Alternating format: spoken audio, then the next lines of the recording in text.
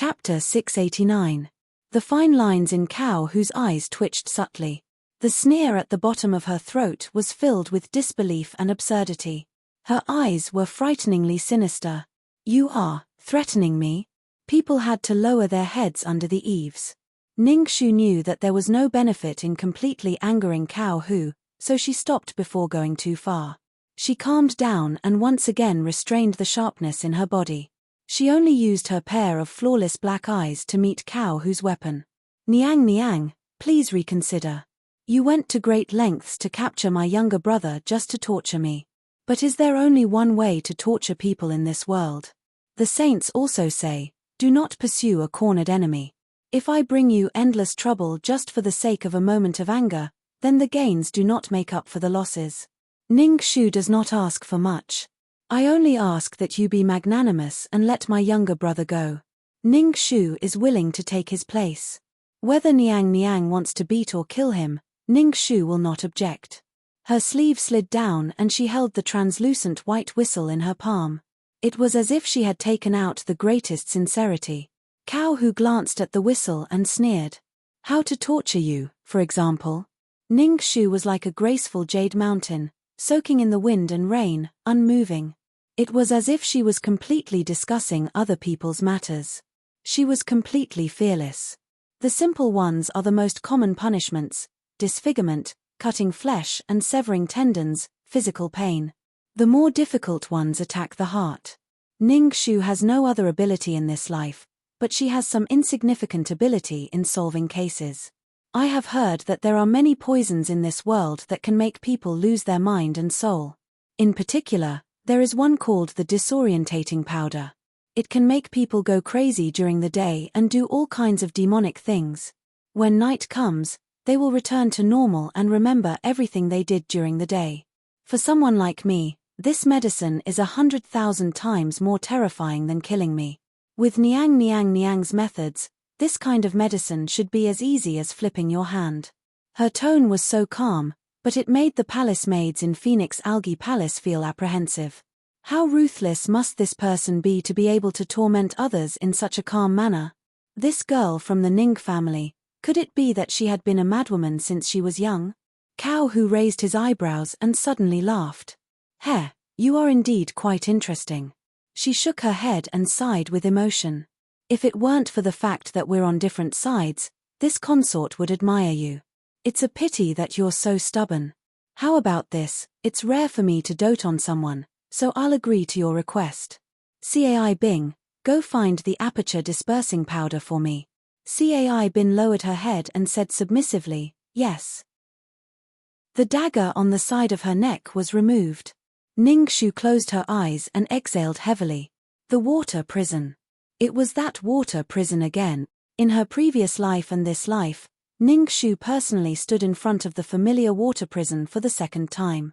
Looking at Forsythia and Jia struggling in the water prison, her heart was tightly squeezed. Her lips trembled from the pain and she couldn't straighten her back for a moment. The water was just as muddy as before. She couldn't see the bottom and it was still pouring in. Wearing a black hood, Forsythia was bent over and soaked in the foul-smelling water. The water had already covered most of her body. Only half of her face and a head of messy hair struggled to emerge from the water and float on the surface. She didn't move at all, as if she had turned into a rock. This was because Ning Ji, who had fainted a long time ago, was lying on her weak back. With just one glance, Ningxu went crazy. 2 words were squeezed out from between her teeth, each word dripping with blood. Please, Ma, let go. Cow Hu admired her pain and was very unhappy. He glanced at her mockingly and casually waved his hand. The palace maids filed in and opened the water prison. When the water valve was closed, the foul-smelling water slowly receded. Forsythia finally couldn't hold on and fell head first into the water. Ningxu's eyes were crimson red. She stared with wide eyes and watched without blinking as those people pulled Forsythia and Jia out of the water and carried them out of the water prison. Behind her, Cow Hu's voice was like a Buddha, like a demon, like a ghost. Ben Gong has fulfilled my promise and let them leave. Now it is your turn. Ningxu raised her hand and personally broke the short whistle. Then she walked past Forsythia and Jia step by step and into the water prison. In a voice full of gravel, she said, Ning Shu, as a close friend, is deeply fortunate. Chapter 690. Where did Xiao Shu go? Zigui bit her lips tightly and did not respond. Xiahou Qing's face darkened even more. He took a step closer and asked, I'll ask you one more time. Where is Xiao Shu right now? Facing such a strange and almost aggressive Xiahou Qing, Zigui took a step back in fear.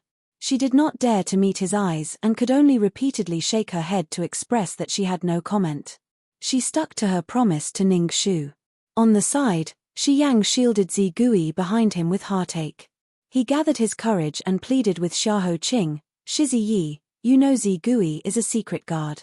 The first rule of a secret guard is to never betray their master. If you force her like this, you will force her to die. Xiahou Qing stood there heavily and did not say a word. Just standing there, he turned himself into a piece of jade and soaked in ice. He was so quiet that it made Shi Yang tremble with fear.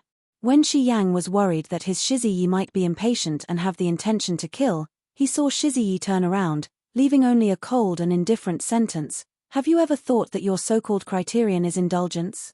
You indulge her to put herself in danger, indulge her to stake everything on one throw without cherishing herself, indulge her to make her own decisions and wholeheartedly seek death. When that time comes, what will you do? Zigui stood there in a daze until Xiahou Qing's figure was far away. She suddenly woke up and grabbed Shi Yang and hurriedly ran in front of him.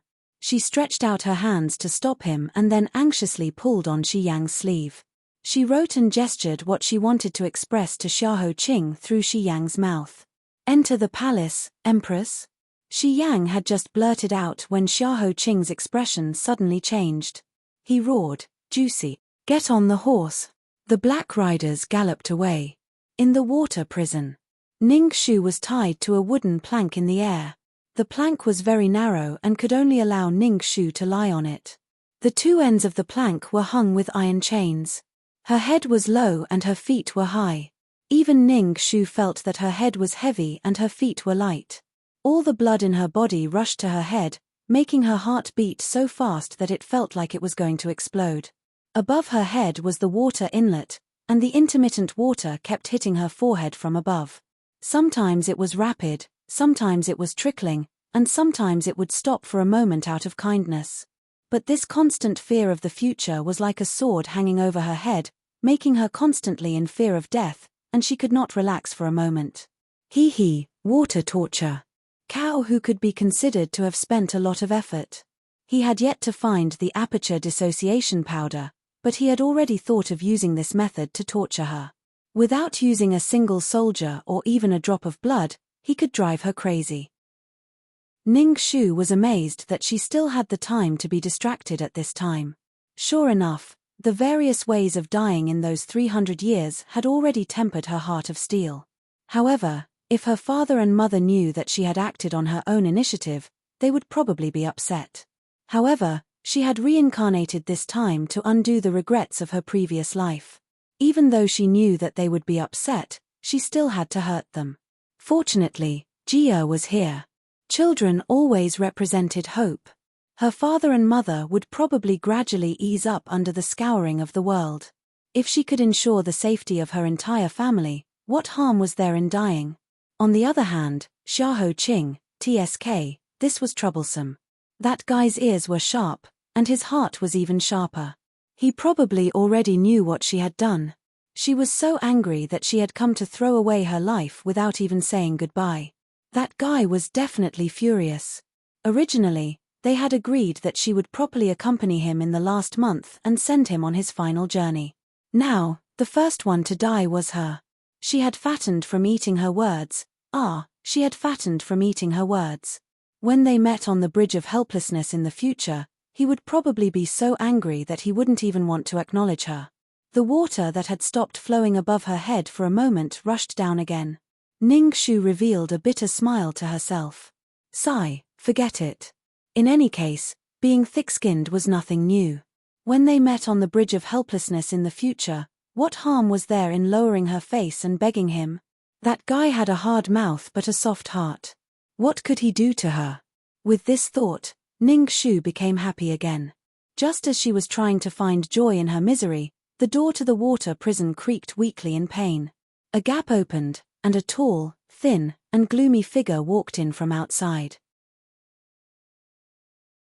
Chapter 691.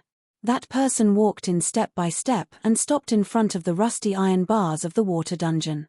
He looked down at Ning Shu, who was being punished in the water dungeon. He did not say a word, his eyes as dark as an abyss. Who was this person? Was he so bored that he came to watch the show? Ning Shu wanted to open her eyes to see who this person was, but after trying several times, she could not open her eyes in the water. She could only see a blurry figure. It was very familiar, but also so unfamiliar that it made her heart palpitate. Xiaoyun. Yi.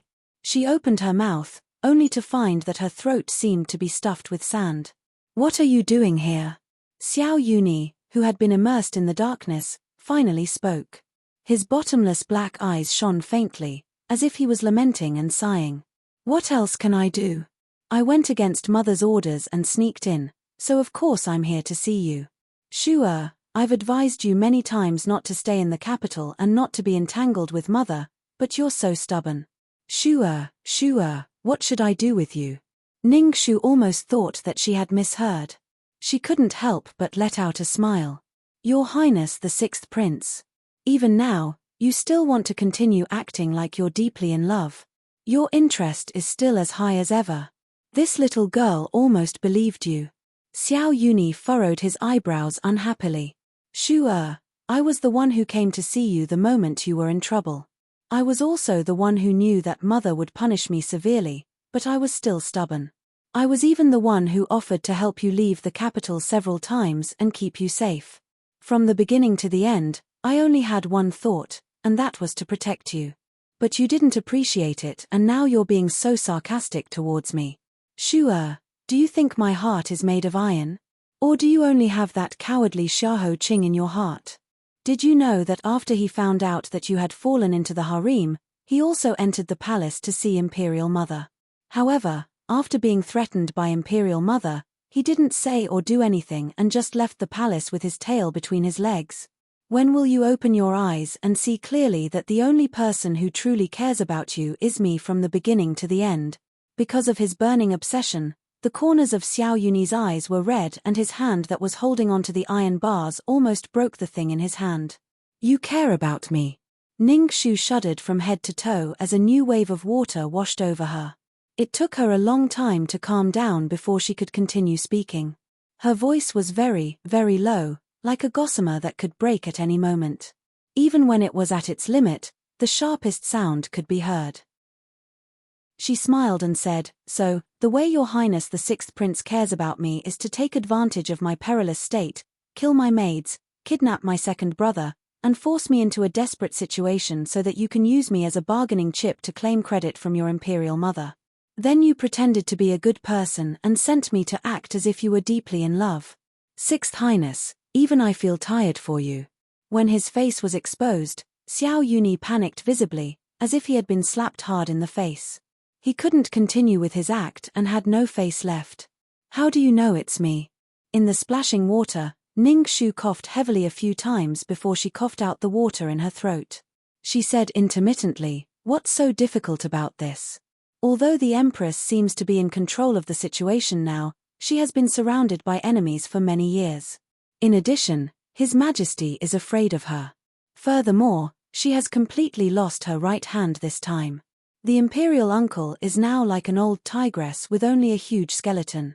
She can't avoid the decline of being strong in appearance but weak in reality. Other than you, who else can she rely on to be her ox and horse? What's more, when His Highness the Fourth Prince forced the abdication, Your Highness the Sixth Prince didn't help in time. I'm afraid that you've angered the Empress. If you don't take the opportunity to use my Ning family's head to show your sincerity to her, how can you sit on your throne? Your Highness the Sixth Prince, I used to think that you were a pitiful person who lost yourself because of power. Now I know that you're just a complete hypocrite. I, Ning Shu, am deeply ashamed to know you in this life. Shut up. Ning Shu, don't think that I will tolerate you forever. Chapter 692. When the water above her head stopped flowing again, Ningxu finally found a chance to catch her breath. She raised her head and looked carefully at the nightmare that had haunted her for 300 years. She couldn't tell if it was hatred, disgust, or something else. At that moment, she even felt resentment. She resented the heavens for playing tricks on her. She had already completely let go, but this nightmare still chased after her, biting her and tearing her apart. It even reached its hands out to her Jia once again. She didn't dare to think about it. If she had come a step later, would Jia have repeated the mistakes of his first life? She didn't dare to think about it. She couldn't think about it. As long as she thought about it, the darkness hidden in her heart would start to grow. She even started to regret it. If only she hadn't helped him back then. She would have just watched him be tortured by concubine Qi, watch him fall step by step down the cliff, let him go through his tribulations, let him suffer his sins. So what if he was tortured to death by concubine Qi? It had nothing to do with her anyway. Yes, it had nothing to do with her. It had nothing to do with her. Sensing that her emotions were out of control, Ningxu quickly closed her eyes to keep herself calm. She didn't want to be changed by this unworthy person. Xiao Yuni was pierced by the cold gaze that flashed past his eyes, and he subconsciously defended himself. I admit that I was the one who caught your younger brother, but I really had no other way out and had no other choice. Listen to me, I have my difficulties. He defended himself hurriedly, but she didn't even bother to look at him. Xiao Yuni's expression twitched and he froze on the spot. In the dark water dungeon, there was no light at all. There were only a few oil lamps hanging around the walls that gave off a faint yellow light that shone on his face. The other half of his face that couldn't be found cast a long shadow on the ground. It was as dark as ink, and in this airtight water dungeon, it looked exceptionally sinister. He looked down at Ningxu from above and slowly laughed coldly. Forget it. You won't listen to anything I say. From the start to the end, you've never been on my side. Then, I'll do my best to finish this evil person. What do you want? Before Ningxu could even ask, she saw Xiao Yuni twist something and the mechanism in the water prison made a dull sound. The metal lock slid and the door opened. Ningxu, who was suspended in midair, felt her body move along with the wooden planks in midair, swaying, and was brought to Xiao Yuni very quickly. Xiao Yuni stared at the person who was tied to the wooden board and could not move at all. After being tortured for so long, his entire body was wet and stuck tightly to his body. His face looked like he had been soaked. His face was pale and so were his lips. He looked so pathetic and pitiful, making Xiao Yuni's eyes darken the moment he saw him up close. As sharp as Ningxu was, her first reaction was to turn her head away. But when the wild dog took its first bite of human flesh, it could not go back to the past. Xiao Yuni reached out his hand, holding his breath as he stared at Ningxu, who had no strength to resist, almost obsessively. He leaned towards her slender neck and her smooth cheek. His breathing was like fire as he murmured softly, Shu-er, you're my obsession. What do you think I want? Ningxu's thorns stood up and she almost screamed, Go away. Xiao Yuni, stay away from me. Do you hear me? Stay away from me. Now that you're the meat on my chopping block, what's the use of what you said? Shu-er, since you reached out to me when you were 5 years old, our ill-fated relationship was destined to be entangled and difficult to cut off. If you were more obedient, there might still be some friendship left between us and you wouldn't be in so much pain. What do you think? My good Shu-er, that's a good girl. Ambiguous sounds rang in this dark and silent water prison, accompanied by Xiao Yuni's deep and satisfied laughter, as if a greedy wish that had been unspoken for many years had finally been fulfilled. Even the black figure on the ground became arrogant, until he suddenly shouted in anger, Oh, how dare you hurt me? Ningxu, how dare you? The sound of a sword being unsheathed could be heard, followed by the muffled sound of a sharp blade slicing through flesh.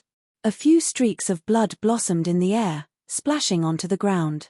What splashed onto the ground was Ningxu's weak and useless limbs, as well as her flexible tongue. Chapter 693. After some time, The door of the water dungeon opened slowly and Xiao Yuni walked out expressionlessly in his red feathered armor. Most of the sticky blood on his body had been absorbed by the red cloak and there were only a few traces of blood on his face. In the hot summer wind, the fresh blood turned dark and gradually dried up, sticking to his face like scars. The palace maids were shocked when they saw him and hurriedly bowed to present him with a silk handkerchief. Xiao Yuni stared at them, clenching his fists tightly as he pushed them away. Turning around, he walked under the long, winding corridor. Walking on the green and gold bricks, he stepped over the tall threshold and slowly walked in front of Cao Hu. He bent his right knee and the tip of his knee touched the ground. His palm loosened and a piece of minced meat fell to the ground. "Mother, Ersi Hen has already dealt with her for you." Staring at the minced meat, even Cao Hu was slightly surprised. "Who are you talking about, my son?" "Ning Shu." Xiao Yuni's face was as dark as an emotionless piece of wood. "Mother, please forgive Ersi Hen for breaking into the water dungeon. Ersi Hen broke all the bones in her limbs and cut off her tongue. From now on, she can no longer disobey Mother and be a stumbling block for you." Cao Hu raised his slender eyebrows and raised his eyelids as he asked with interest, "Are you serious? Can you bear to be so heartless?" Xiao Yuni's face twitched and he said fiercely, "Ersi Hen was a little hesitant at first, but she was stubborn and even tried to assassinate me. Even if I kept such a woman, her heart wouldn't be with me. Since I can't have her, I might as well destroy her and be loyal to Mother." A light flashed in Cao Hu's eyes and he smiled. He got up and walked in front of him and patted his head. "How many times did Mother tell you that a person in power shouldn't be dragged down by love? Otherwise, you won't be able to achieve anything. But you didn't listen. Now you've finally realized it. Not bad, not bad. My son has finally grown up. You've done well in this matter. Mother is very happy, very happy. Thank you for your praise, Mother. Your son will follow your lead in the future." Xiao Yuni closed his eyes, rubbing his head against Empress Cao's palm affectionately before he continued to fawn over her. Reporting to Mother, Ersi Hen found out that Duan Changfeng left the capital alone and rushed towards the direction of Nanjiang a few days ago. He seems to be investigating something. Cao Hu narrowed his eyes. "Oh, does my son know what to do?" "Mother, don't worry. Ersi Hen has already sent people to hunt him down. If necessary, Ersi Hen will do it himself. He won't be able to bring anything back to the capital alive." "Good, good, good. My son is getting smarter and smarter. He has the wisdom to rule the world in the future." It seems that Xiahou Qing still hasn't given up and is still vainly trying to fight like a cornered beast. In that case, I'll gift this tongue to him. This consort wants him to spend his final days living in complete darkness, living a life worse than death. Xiao Yuni lowered his head obediently and replied, "Yes." After kowtowing once more, he straightened his numb knees, bowed his head and respectfully left this dazzlingly gorgeous palace. He stepped over the threshold and walked out. The light and heat outside were like poison, so strong that he couldn't look directly at them. But he was like a bottomless pit, never able to absorb a trace of sunlight. Outside the palace, Xiahou Qing waited under the scorching sun for 6 hours. When the golden crows were covered, a vast expanse of dark clouds spread from the sky, domineering and tragic. After learning that Ning Shu had entered the palace without permission, he didn't have any second thoughts. His first thought was to enter the palace to see the emperor. But no matter how many memorials he sent, His Majesty refused to see them and sent them back. Cao Hu was the same. Seeing his pale face, the guards at the palace couldn't bear to persuade him. "Young master, His Majesty and Her Majesty are tied up with official business and can't split themselves. It's impossible for them to summon you. Why don't you go back first?" Xiahou Qing was as stubborn as a mountain. He shook his head under the palace's towering glazed eaves. "Today, I must see His Majesty." When the last corner of the sky was completely swallowed by the dark clouds, Cao Hu finally sent someone to deliver something as if he was giving alms. When Xiahou Qing opened the box and reached out to touch the bloody soft meat inside, his chest burned. His breathing stopped and he raised his head. Pff, a large mouthful of blood spurted out from his throat. Chapter 694. The grief in that moment was like a gale, drowning him. Xiahou Qing's lips trembled as he muttered Xiao Shu intermittently. His body fell backwards like a piece of bamboo that had been mercilessly destroyed. Shiziyi. Soon, the news of Nanping Wang's heir vomiting blood and fainting at the palace gates spread to every corner of the harem. In Funning Palace Hall, Cao Hu sneered after hearing Cai Fan's report. He then continued to stir the medicine in his hands. He shook his head and sighed at the defeated Emperor Tianziyi. Your Majesty, the children these days don't know how to take care of themselves. His coughing blood at such a young age. I'm afraid the heavens won't let him live. If his parents knew, how sad would they be? I'm afraid they would be like this concubine when I lost my son. What do you think, Your Majesty? Heaven's Choice Emperor's stiff face twitched as a complicated whirlpool of sorrow flowed out from his eyes. He wanted to say something but didn't. His lips only moved a bit as he squeezed out an en from the bottom of his throat. Cao Hu seemed to have heard a good joke and was greatly amused. As expected, Your Majesty understands me. That's right, Your Majesty. Prime Minister Tan's youngest son seems to have gone crazy because of an accident in his family. In the past few days, he has been wantonly making up rumors that this concubine is trying to harm Your Majesty. Don't you think that's funny? This kind of nonsense not only makes this concubine feel grief, it also greatly damages the prestige of our imperial family. In this concubine's opinion, we should be lenient. Flog him 300 times and exile him to the border. What do you think? The Heaven's Choice Emperor's emotions had long been exhausted by that word. The once insufferably arrogant monarch was now being squeezed by someone's neck. His soul was being squeezed out of his body, leaving behind a shriveled and empty shell. Approved. Thank you, Your Majesty, for your concubine's favor. Cao Hu smiled as he held the white jade spoon and blew on the medicine in his hands a few more times. He respectfully and considerately brought it to Heaven Choice Emperor.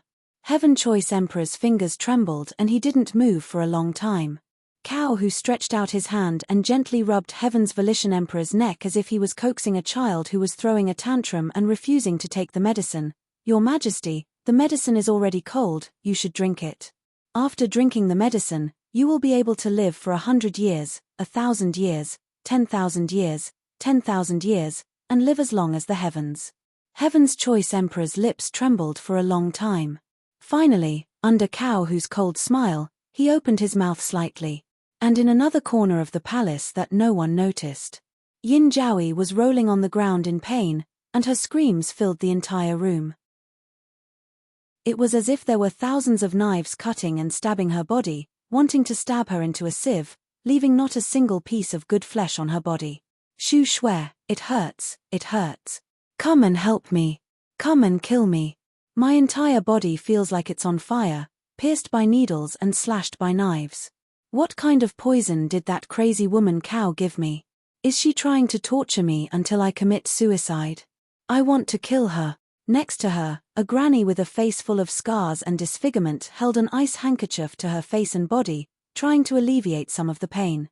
However, this heart-wrenching pain was like thousands of beast claws encircling her, and no soothing measures were of any help. She could only bear it in despair and hatred until the pain that came every 2 hours gradually subsided. Then, she was able to take a short breather, and then shivered as she waited for the next time. After half an incense stick of time, Yin Jiaoyi was tortured to the point that she looked like a dead person. Her body was soaked in water and she was worse than a beggar outside. This was Cao Hu's punishment for her, punishing her for trying to go against the heavens. Chapter 695. Yin Jiaoyi rested for almost an hour before she found a trace of desire to be a human from the torture of being trampled on like a pig or a dog. She got up from the ground with a gloomy face, shivering. She fell down several times, but Shu Shui helped her up and put her on the soft couch. Give me the handkerchief. Yin Jiaoyi's teeth were chattering. She reached out for the handkerchief from Shu Shui and tidied up the dust on her face, the saliva at the corner of her mouth and the messy hair in front of the bronze mirror that had not been broken even after being smashed so many times. She was trying to pull the elegant and graceful Yin Jiaoyi back. After being tempered by time, The quiet and timid young female doctor from more than 20 years ago had already changed into a completely different person. She was completely unrecognizable. Even the hair on her temples had inadvertently crept up to her. She looked furious as she gripped Xu Shue's elbow and said word by word, "Cao Wenyu wants to ruin me, but I am not going to let her have her way." Xu Shui patted her back and said with a low voice, "Yes, we are not going to let her have her way. Jiaoyi, you have been suffering for so many years, and Cao Wenyu is not going to ruin you.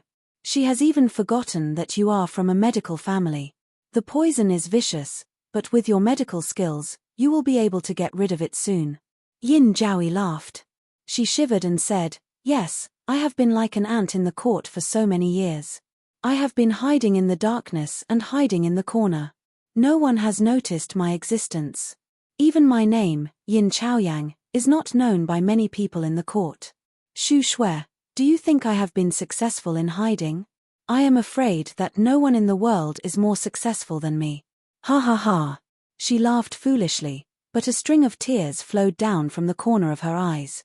She leaned on Xu Shui's shoulder and said crazily, "In the past 20 years, I have been living like a shadow every day. Dignity, glory, I have abandoned everything. Even my own son was made into a chess piece by me and given to someone else. I have been planning for this for so long, and I have been waiting for so long. Finally, it is coming to an end. Did you hear that, Queen? My daughter is finally coming to an end." She continued, "You just said that Cao Wenyu cut off Ning Shu's tongue and gave it to Xiahou Qing?" Xu Shui hugged her shoulder and back. In the dark palace where no light could pass through, the two people held each other's hands tightly, as if they had become one. Yes, the moment that Xiahou Qing received the broken tongue at the palace gate, he vomited blood and fainted. Yin Jiaoyi's face revealed an extremely mysterious smile, as happy as a young girl. "Hey, that's great. How nice. What do you think Cao Wenyu's expression will be when all the mysteries are revealed? Would it be as exciting as a great drama? What should we do, Xu Shui? I can't wait to see. And His Majesty, when His Majesty finds out, he should be very surprised." Xu Shui gently stroked her hair that was mixed with white snow. Her face that was covered with worms had the same mysterious and tender smile. "Don't worry, didn't Jiaoyi say that we'll be waiting soon? It's not the last moment to open the wine seal. How can we be too impatient?" "You're right, especially at this time, we can't be impatient." Yin Jiaoyi nodded seriously and squeezed her hand. "Xu Shui, are you looking forward to it as much as I am?" "Yes." Yin Jiaoyi smiled softly and looked deeply at the terrible face in front of her. "Well, let's look forward to it together." When Huemore finally climbed out of the gate of hell and opened his eyes slightly, he squeezed out a crying and laughing expression to Princess 13, who was guarding the edge of the bed without sleeping. Xiahou Qing fainted again, and Prince Namping's mansion was in a mess again. His limbs were stiff, his whole body was hot, and he vomited 3 mouthfuls of blood. Juicy put the sword on the neck of the head of the Imperial Hospital and ordered him to try his best to save Xiahou Qing, or he would kill his whole family. The head of the Imperial Hospital cried and screamed, but it was still useless. When Xiahou Qing touched the broken tongue, his heart and soul were broken into 2 halves, and even his internal organs were bleeding like a river. No matter how Nanny Fang and others cried, he didn't have any reaction. It was visible to the naked eye, and he was losing his vitality. Zigui Tianwen had already started to cry. Just when Juicy couldn't restrain his tears and thought that he couldn't survive this disaster, Xiahou Qing suddenly murmured Xiaoshu and opened his eyes. "Young prince." The people in the room rushed over and surrounded Xiahou Qing, but they saw Xiahou Qing's eyes that couldn't see anything. He stubbornly looked at the void and forced himself up from the bed. He didn't explain anything and said, "Help me to Prince Ku's mansion. I want to see Xiao Minglan." Chapter 696. Beneath his feet was the Forgetfulness River. The rolling waves rolled up countless broken and torn souls and rushed over his feet. With silent cries, they were swept to the end of the Forgetfulness River. Xiahou Qing stood in the blood-red river. His unfamiliar black robe fluttered in the absence of wind. His eyes still could not distinguish anything in this world, But he knew that the towering, mountain-like giant shadow in front of him was the Ksitagarbha Bodhisattva who swore not to become a Buddha until hell was empty. He was compassionate and ruthless, peaceful and cold. He looked down from 100 feet high in the sky. His giant eyes swirled with the world's joys and sorrows, anger, infatuation, love, and hatred. Xiahou Qing raised his head and stared in the darkness. He asked the question in his heart. He said, Bodhisattva, what sin have I committed? You gave me eyes, but you can't see. You gave me a mortal body, but you sentenced me to an early death. You told me that there was no hope, but you let me meet my true love. You let me meet my true love, but you let me watch her suffer hundreds of disasters, shatter, and fall. Since that's the case, why did you give birth to my eyes? Why did you grow my heart? Why did you give me this mortal body? Bodhisattva, what sin have I committed? Bodhisattva stared at him for a long time and let out a deafening sigh. He seemed to be lamenting that he was still stubborn. Your sin is that you are a heartless person, but you have a heart. You are not in the sea of reincarnation, but because of the extravagant thoughts in your heart, you abandoned yourself and jumped into the world of mortals. You have no fate with her, but because of your selfishness, the universe was reversed. The soul that should be destroyed was revived, and the fate that should be destroyed was revived. The order of yin and yang was in chaos, and the two of you were forcefully entangled. You are wrong again and again, and you never admit your mistakes, but you ask me what sin have I committed. Stubborn, stubborn, stubborn. Tears like blood flowed out of his eyes. Since I am wrong again and again, why don't you punish me and let her suffer together? What sin has she committed?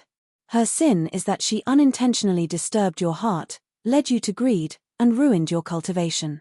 Her sin originated from you, and your sin originated from her. This is her biggest sin. Ksitagarbha's eyes turned from dark to bright, from green to white.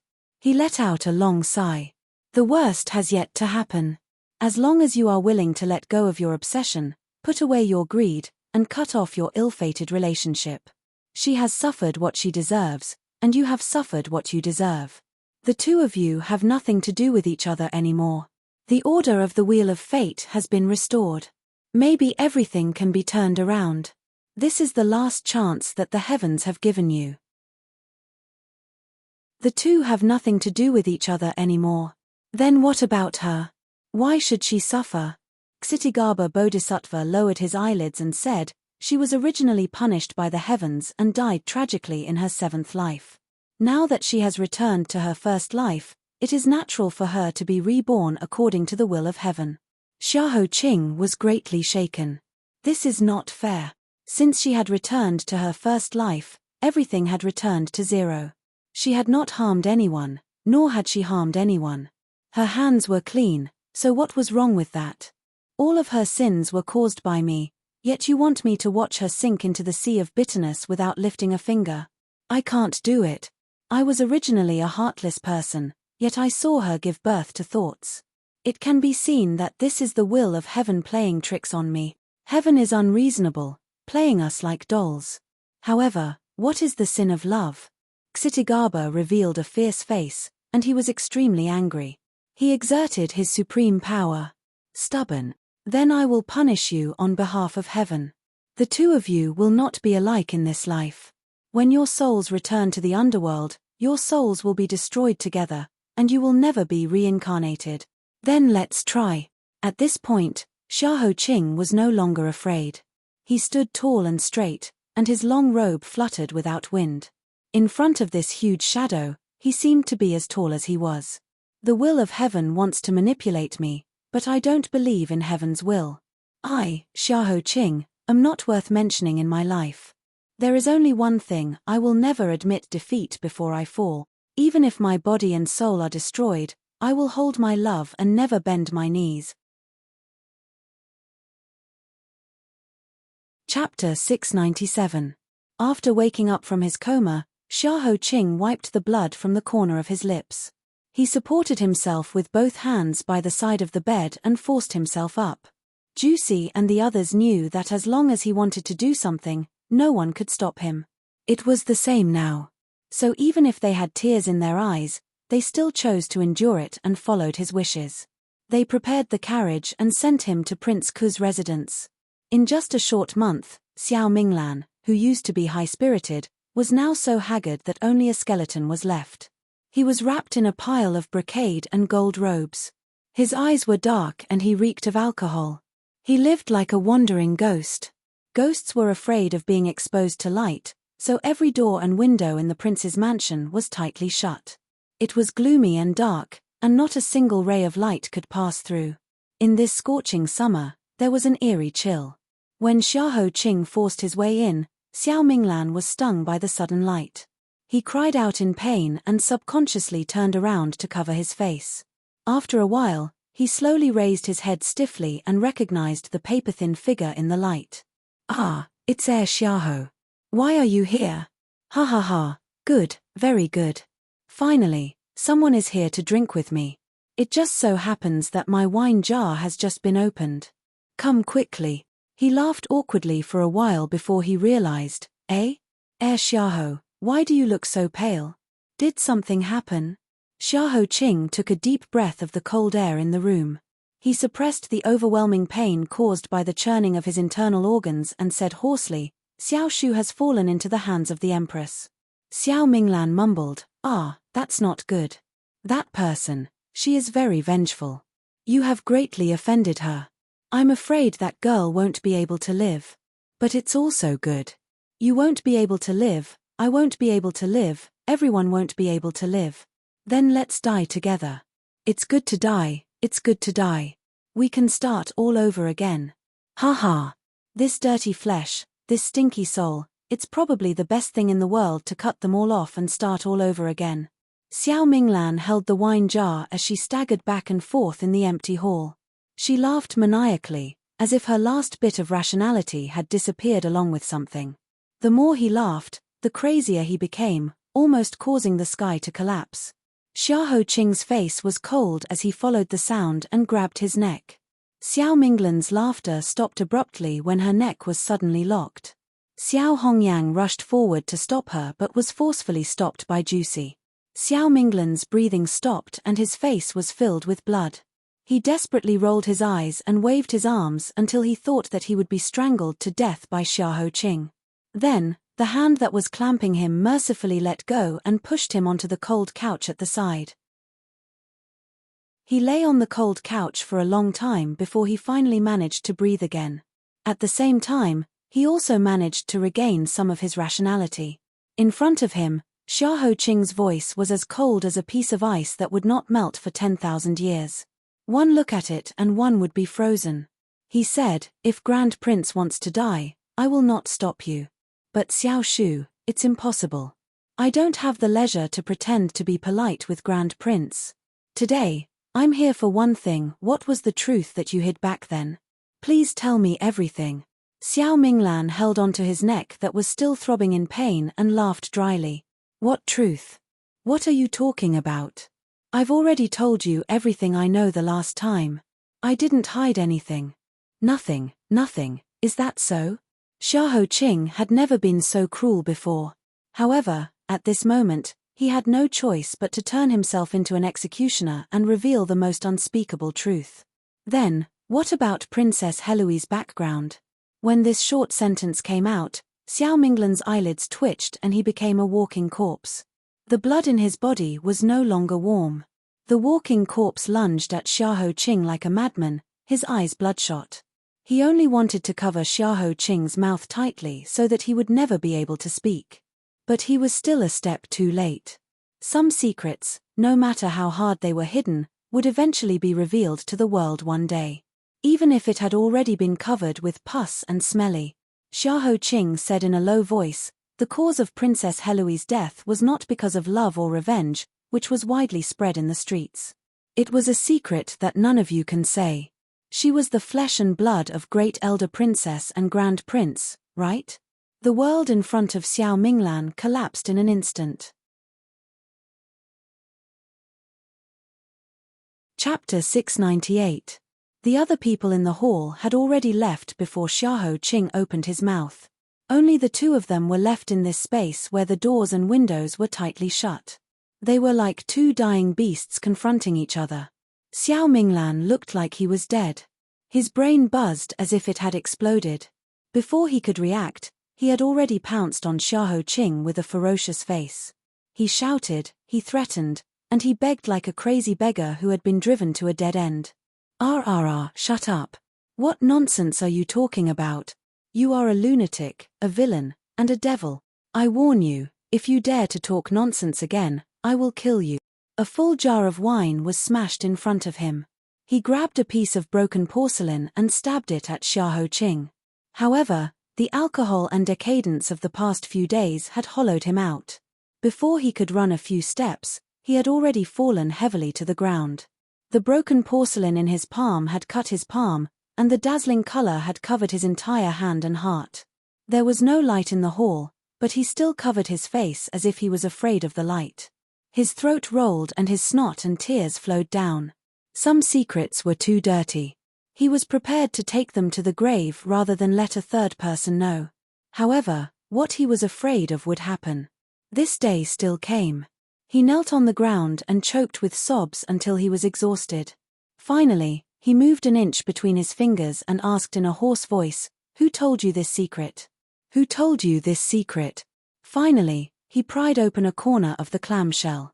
Xiahou Qing didn't feel happy. On the contrary, he felt an indescribable pity in his heart.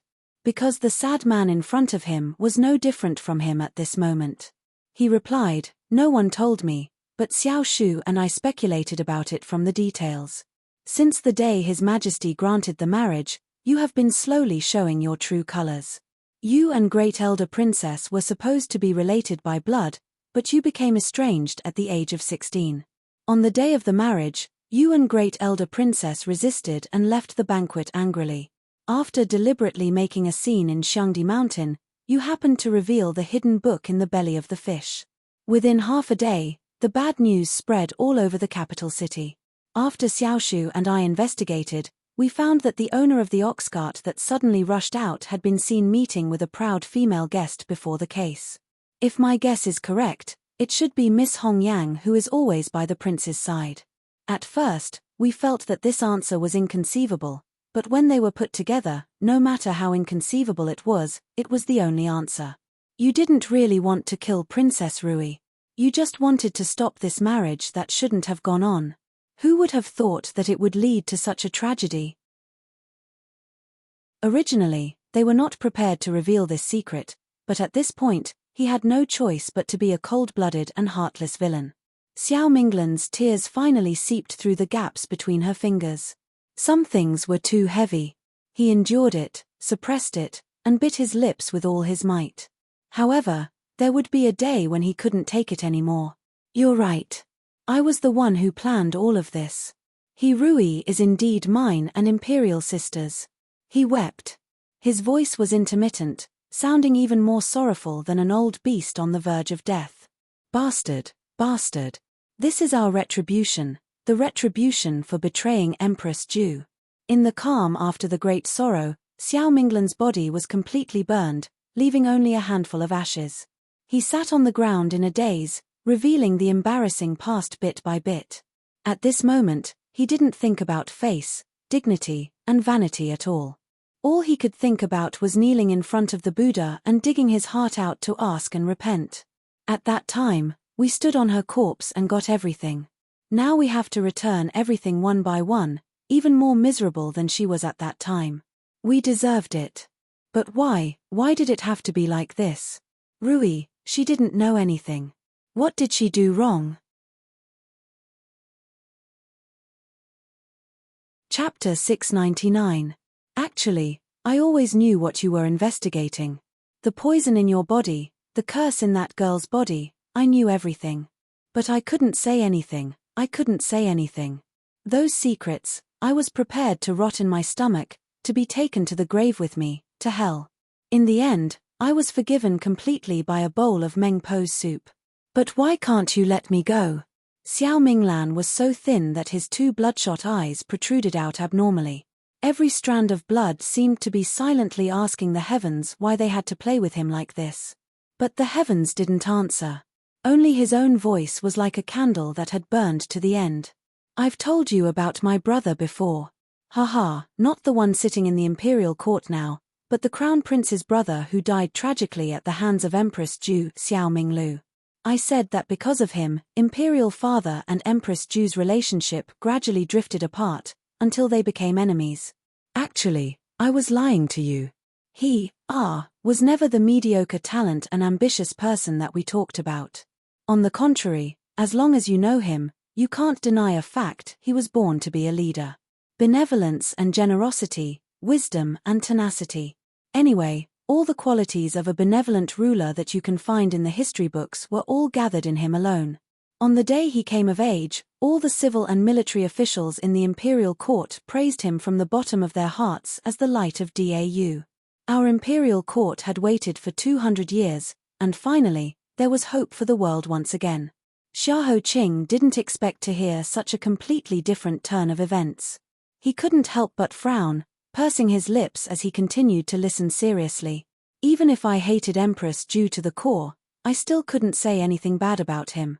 Because even to someone like me, a potential competitor for the throne, he still showed his greatest kindness.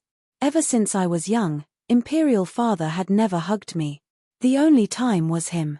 Xiao Minglan took a deep breath, crying and laughing, but in the end, we still betrayed him. You all know that he was indeed stabbed to death by Empress Ju. But actually, Empress Ju wasn't crazy from the beginning to the end. That woman has been smart all her life. Every step she takes is steady and steady. She has half the world in her hands. How could she go crazy so easily? Xiahou Qing instinctively frowned and said, so the one who is truly crazy is not her, but the former crown prince. You guessed right. The one who's crazy is the crown prince's brother.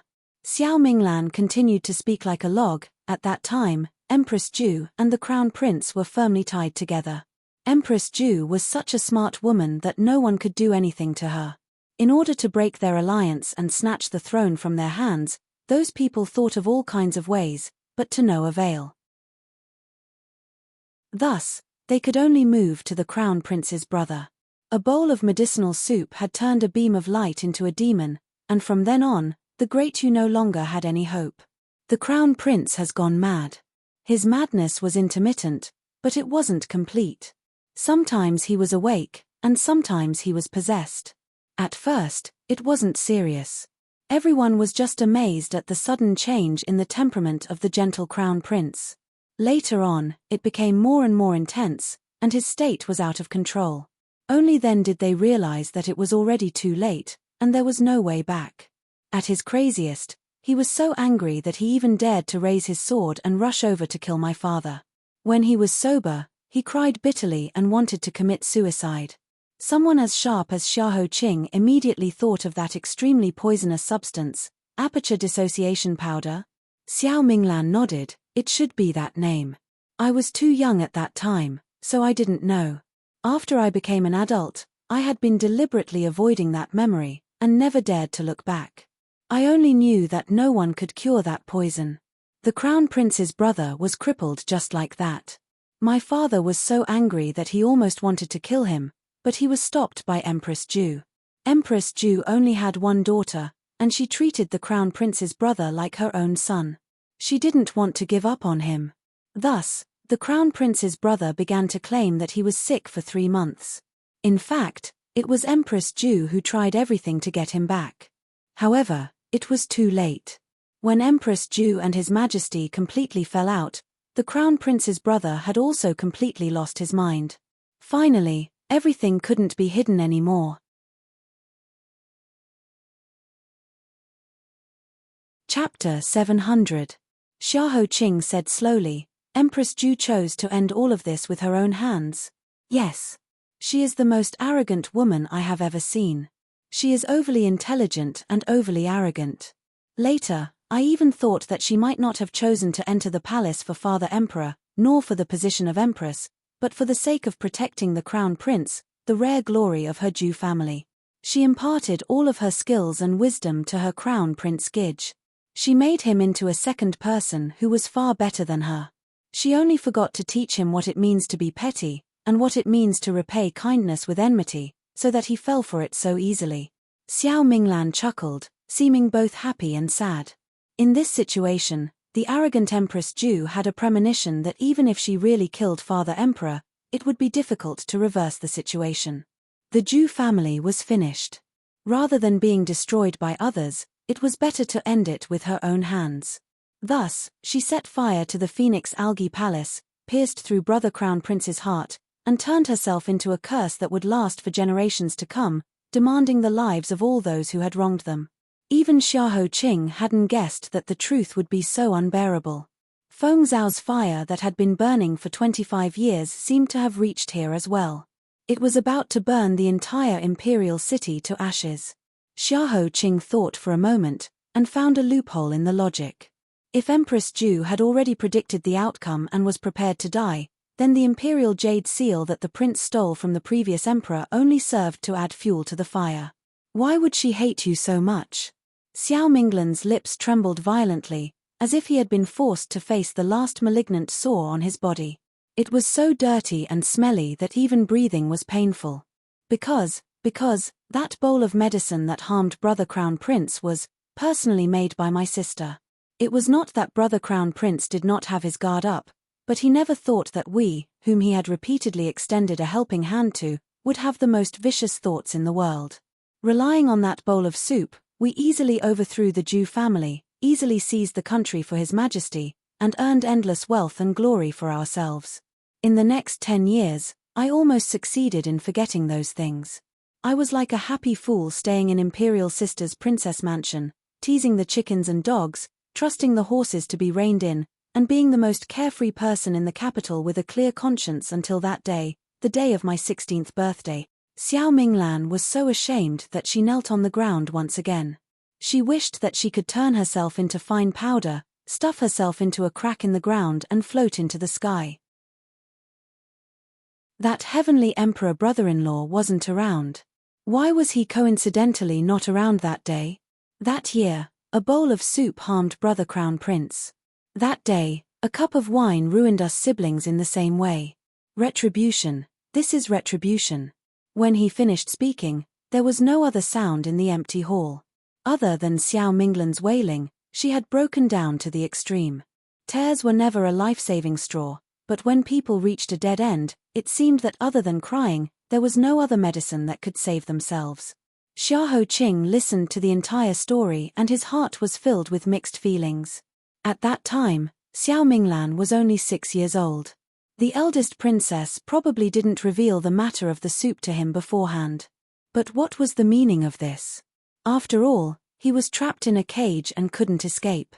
He stood quietly by Xiao Minglan's side, accompanying him as he cried to his heart's content. Until Xiao Minglan's throat was completely hoarse from crying and he couldn't make any more sound, he finally stopped. He slowly raised his head like a zombie and grabbed Xiahou Qing's clothes. He asked, but he couldn't make any specific sound. Only the sound of his throat bleeding was left.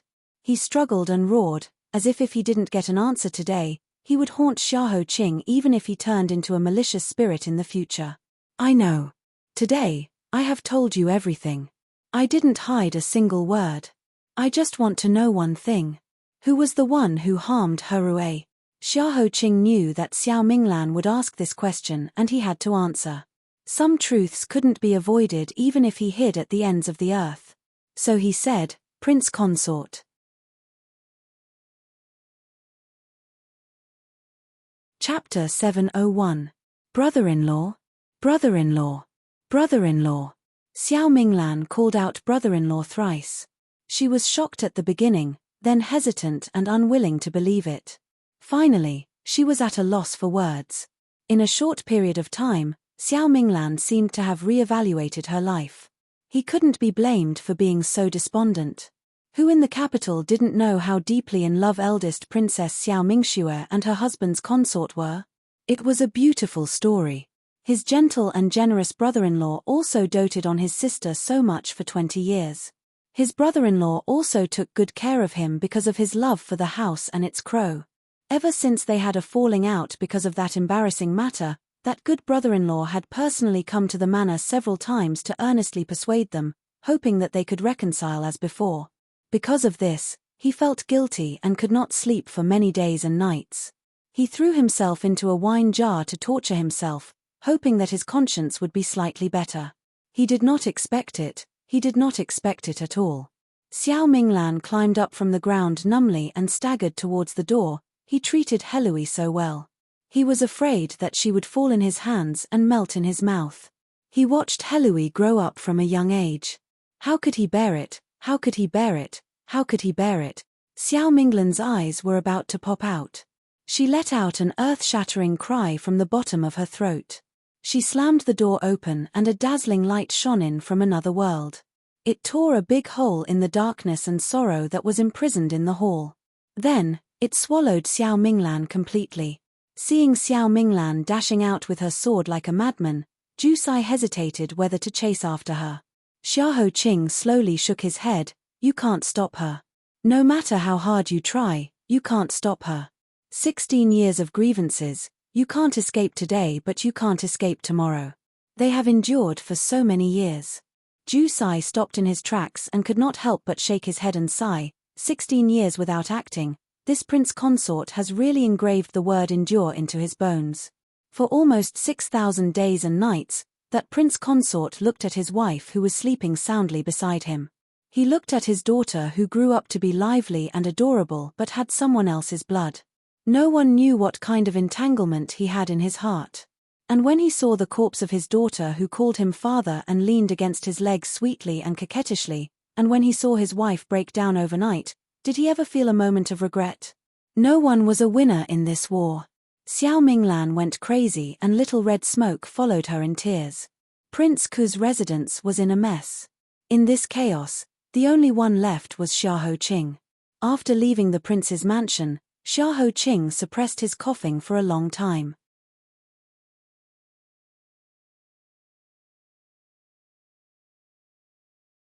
Chapter 702. Inside the House of Duke. Princess Hixin gently hugged her son who had fallen into a deep sleep. Her pair of bloodshot eyes stared unblinkingly outside the window.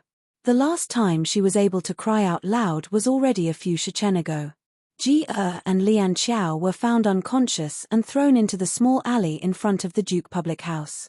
After confirming that the piece of flesh that fell from her body was still alive and could still breathe, she tightly held it in her arms and could not help but wail on the spot. She had never been a smart woman. The smartest thing she had done in her life was probably choosing the right husband and giving birth to this pair of pure and innocent children. But even if she wasn't that smart, when she saw her son come back safe and sound, she guessed the reason. Her daughter, who had always been the smartest and most sensible child, used her own life in exchange for her younger brother. The funny thing was, as their mother, she was supposed to charge and break through the enemy lines and protect them, but she was useless. She could only hide in the house and cry helplessly. Useless, really useless. How could there be a mother like her in the world? She didn't deserve it. So much guilt and heartache crushed her. Princess Hixin's face was wet with a string of tears that fell on Jia's soft forehead. She carefully wiped it away and looked up at Ning Deyuan. Husband, have I always been your trouble? Ning Deyuan sadly reprimanded. Xin what nonsense are you talking about? He stretched out his arms and hugged his wife and child in his arms.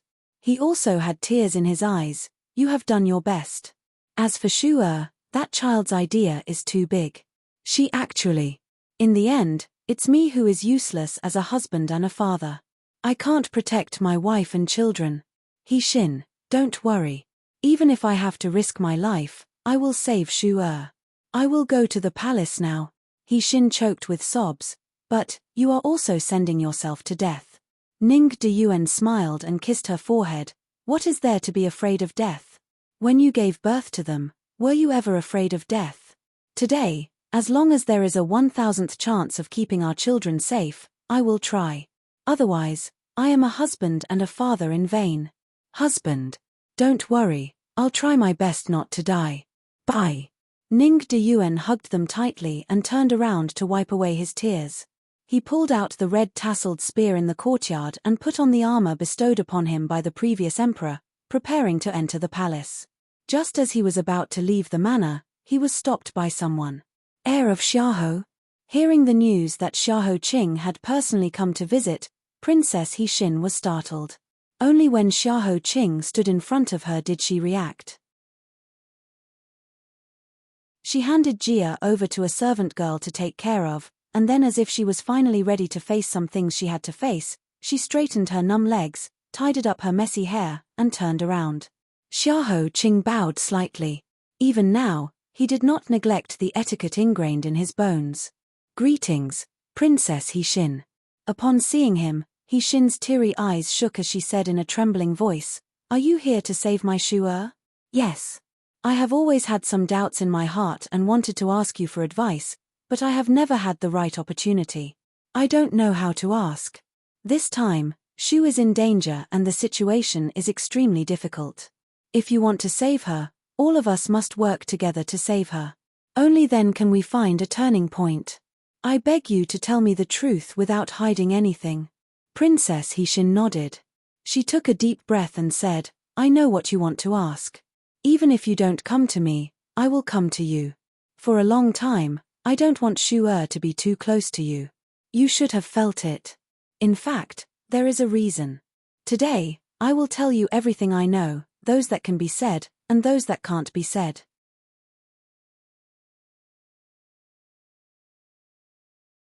Chapter 703. Have you heard? Have you heard? Something big has happened. Rumors were like grass, easily ignited. Heaven's Inquisition released all the spies in his hands, and in less than half a day, the capital was in an uproar. Everyone was shocked by these few pieces of news to the point that their heads were numb. They didn't even bother to eat or do any work as they gathered together to discuss in fear. "What big matter? Are you talking about the Princess Royal's residence?" "If you ask me, I really don't know what kind of bad luck the Princess Royal had. Her daughter had just died and her brother, who she had personally raised, had gone crazy. He rushed into the Princess Royal's residence with a sword, saying that he wanted to die together with her. In the process of stopping him, the prince consort injured him. In order to protect her brother, the Princess Royal unintentionally pushed the prince consort. Coincidentally, the prince consort staggered and bumped into the broken sword that had pierced through the tree trunk. It pierced through his back and he died just like that. The Princess Royal was unable to control herself and also slit her own throat with her sword. The ground was covered with corpses, and only Prince Ku was left. Tell me, isn't this the water of the Yellow River? Can't you explain it? I heard that when Prince Ku was carried out of the residence, he was completely stupefied. He couldn't speak or blink. Other than being able to gasp for breath, he was no different from a dead person.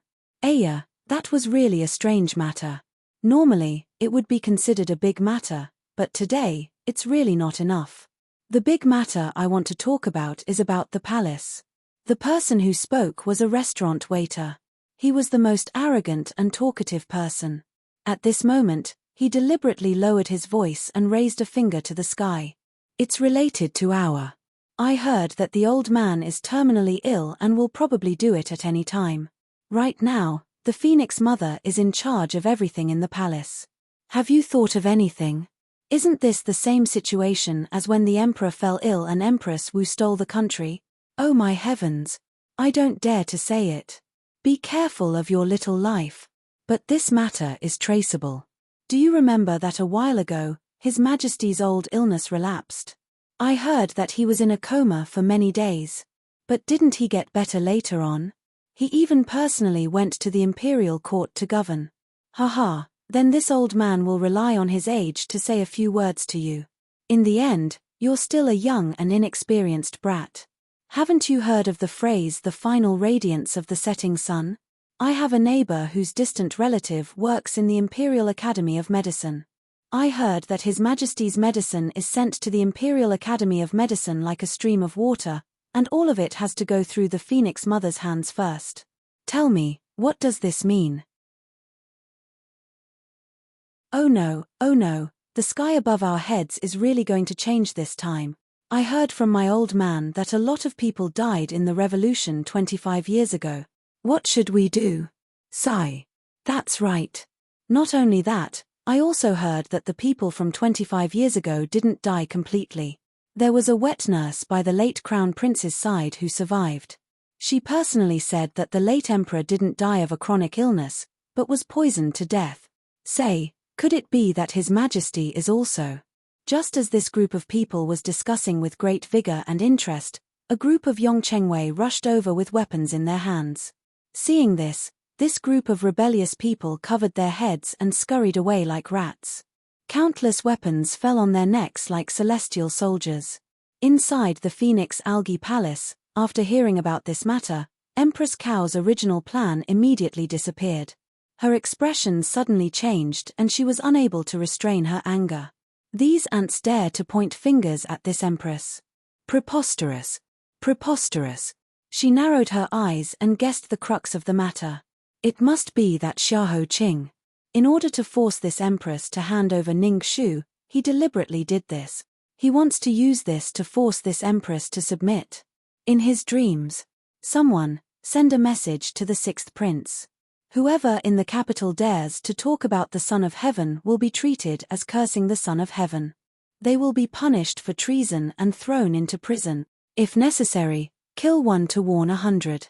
This empress wants to see how many people aren't afraid of death. Cai Bin timidly lowered her head and said, "Reporting to your highness, a message has come from His Highness the Sixth Prince, saying that he did exactly that. However, in just half a day, the prison is already overcrowded. His Highness the Sixth Prince is worried that if he continues to be arrested, there will be no place to imprison him. His Highness the Sixth Prince wants to ask your Highness what to do."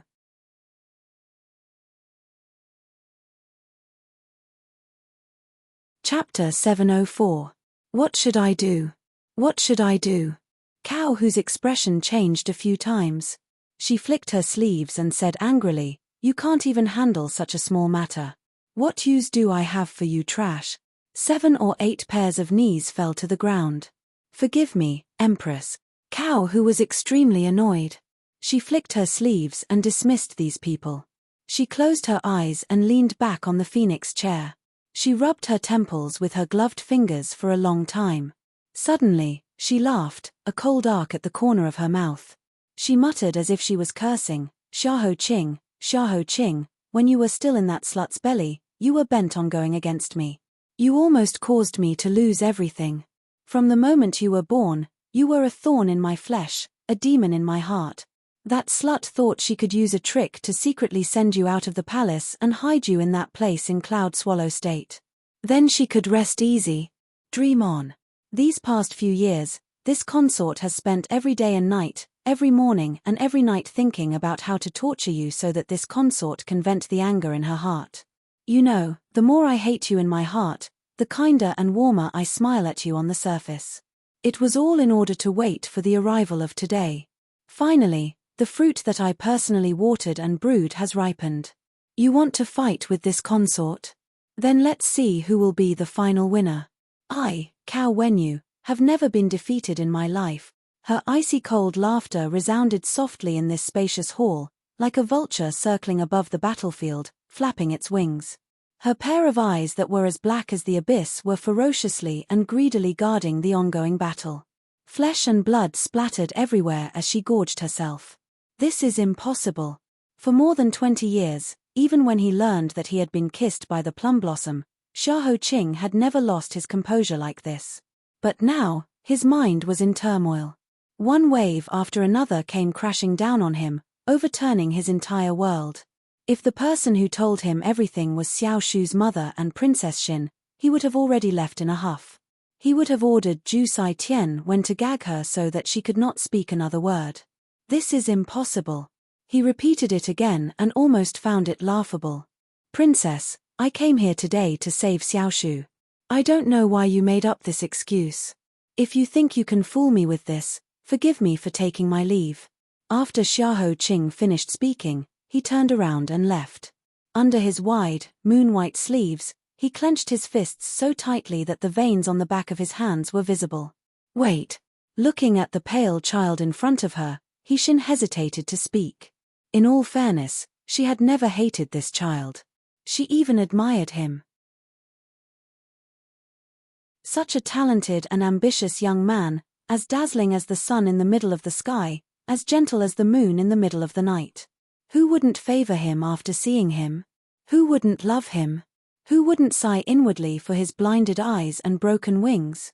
If he wasn't him and was just an ordinary child, even if he was the son of a farmer, she would gladly hand over her beloved daughter to him. Unfortunately, fate made fools of people. She took a deep breath and slowly walked in front of Xiahou Qing. Her eyes were filled with indescribable love and pity. I know you can't believe it when you hear this. However, I dare to swear in the name of my children that if what I just said is false, my children will die a horrible death. I accidentally got involved in the matter back then. You are indeed the child that the late consort Jiang entrusted to the Prince of Nanping. Because I am the one who sent your swaddling clothes to the Prince of Nanping.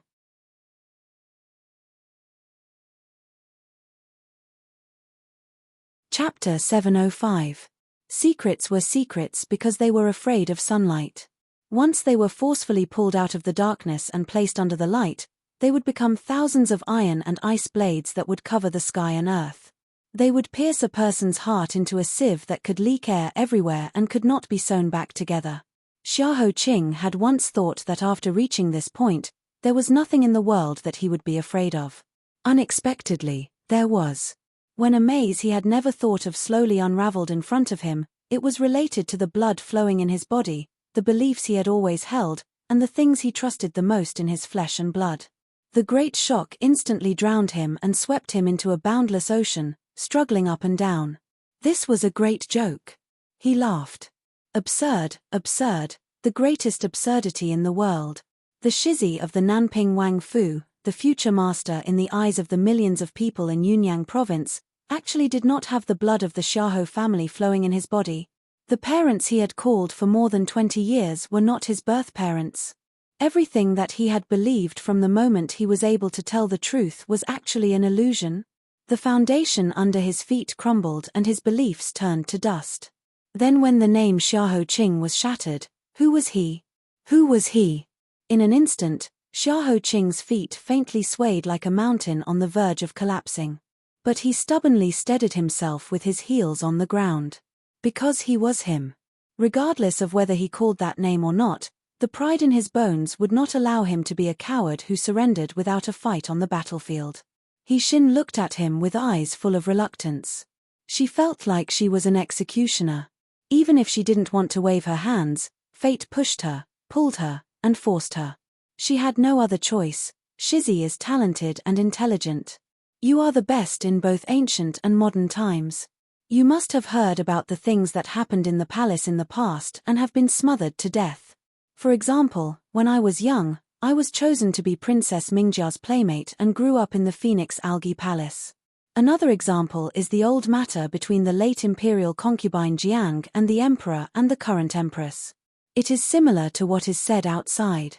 22 years ago, because the emperor had been on the throne for 3 years without an heir, imperial concubine Jiang and Empress Cao became pregnant one after another. There was a great debate in court about the matter of the legitimate eldest son. Afterwards, Empress Cao gave birth to a stillbirth and imperial concubine Jiang was poisoned to death. Everyone thought that the matter had come to an end if I hadn't seen it with my own eyes. Back then, I was only 10 years old. Because of a serious illness, I lost all my memories. Every day, I lived in a daze, not knowing how big the world was. What fight for the position of the head of the family? What birth of a noble? None of that has anything to do with a silly little girl like me. Even the death knell from the palace could not enter my ears. Because of my inexplicable illness, every once in a while, I would go to the meditation room on the mountain to recite Buddhist scriptures to recuperate. I would stay there for 3 to 5 days to seek the protection of the Dharma. That day, when I had just left Mount Shangti, the axle of the carriage suddenly broke down halfway up the mountain. We had no choice but to wait for the coachman to repair it, and then continue our journey. They waited until the sky turned dark. The terrain of Shangtaku Mountain was very steep. Apart from the 1st and 15th day of the month, there were not many people here.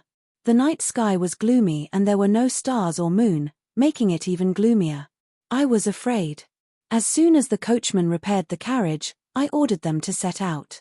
I didn't expect to run into the little palace maid who was holding an infant and covered in blood. It was too dark. I couldn't count how many wounds she had, but I knew she was about to die. She cried and wailed, her forehead hitting the ground. She gave you to me in your swaddling clothes. At the same time, she gave me a letter and a secret that no one knew. She was the only daughter of the scholar of Guanwan Pavilion. She was the childhood sweetheart of His Majesty. However, not many people knew that in her youth, imperial concubine Jiang had not only attracted His Majesty. She was also close friends with the young prince of Nanping. They had met through books and formed a bond through books. Even though they were thousands of li apart, they had never stopped talking through books. Perhaps in the past, if His Majesty had not insisted on having imperial concubine Jiang enter the palace, the ending would have been different. However, there were some things that no one could say for sure. From the little palace maid's brief parting words, I learned that imperial concubine Jiang was not a stupid person.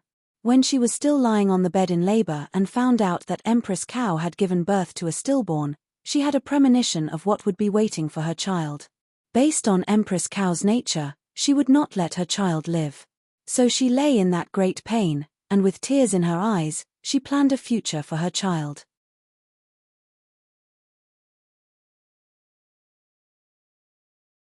Chapter 706. It was as if no matter how soul-stirring, terrifying, and horrifying he had experienced all those years ago, when he was brought up again many years later, those dangers that surrounded him were like a sieve that had been hit by time, covered in a thick layer of dust, and became dull and sparse. Back then, consort Jiang, who had been lying on the bed in labor with difficulty, had foreseen her child's future in a short moment. The underworld knife had already been raised high above her head. In order to save her life, a leopard cat swapped the crown prince in a hurry.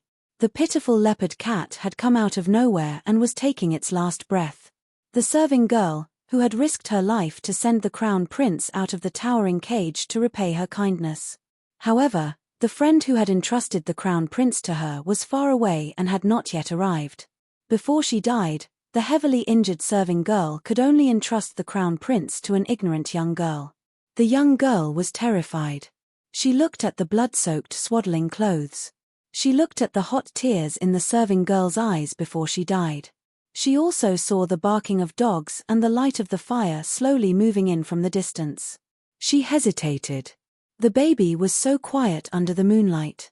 It seemed that just a few days after being born, it had already calmly accepted its fate of being a vagrant for the rest of its life. In the end, compassion defeated fear.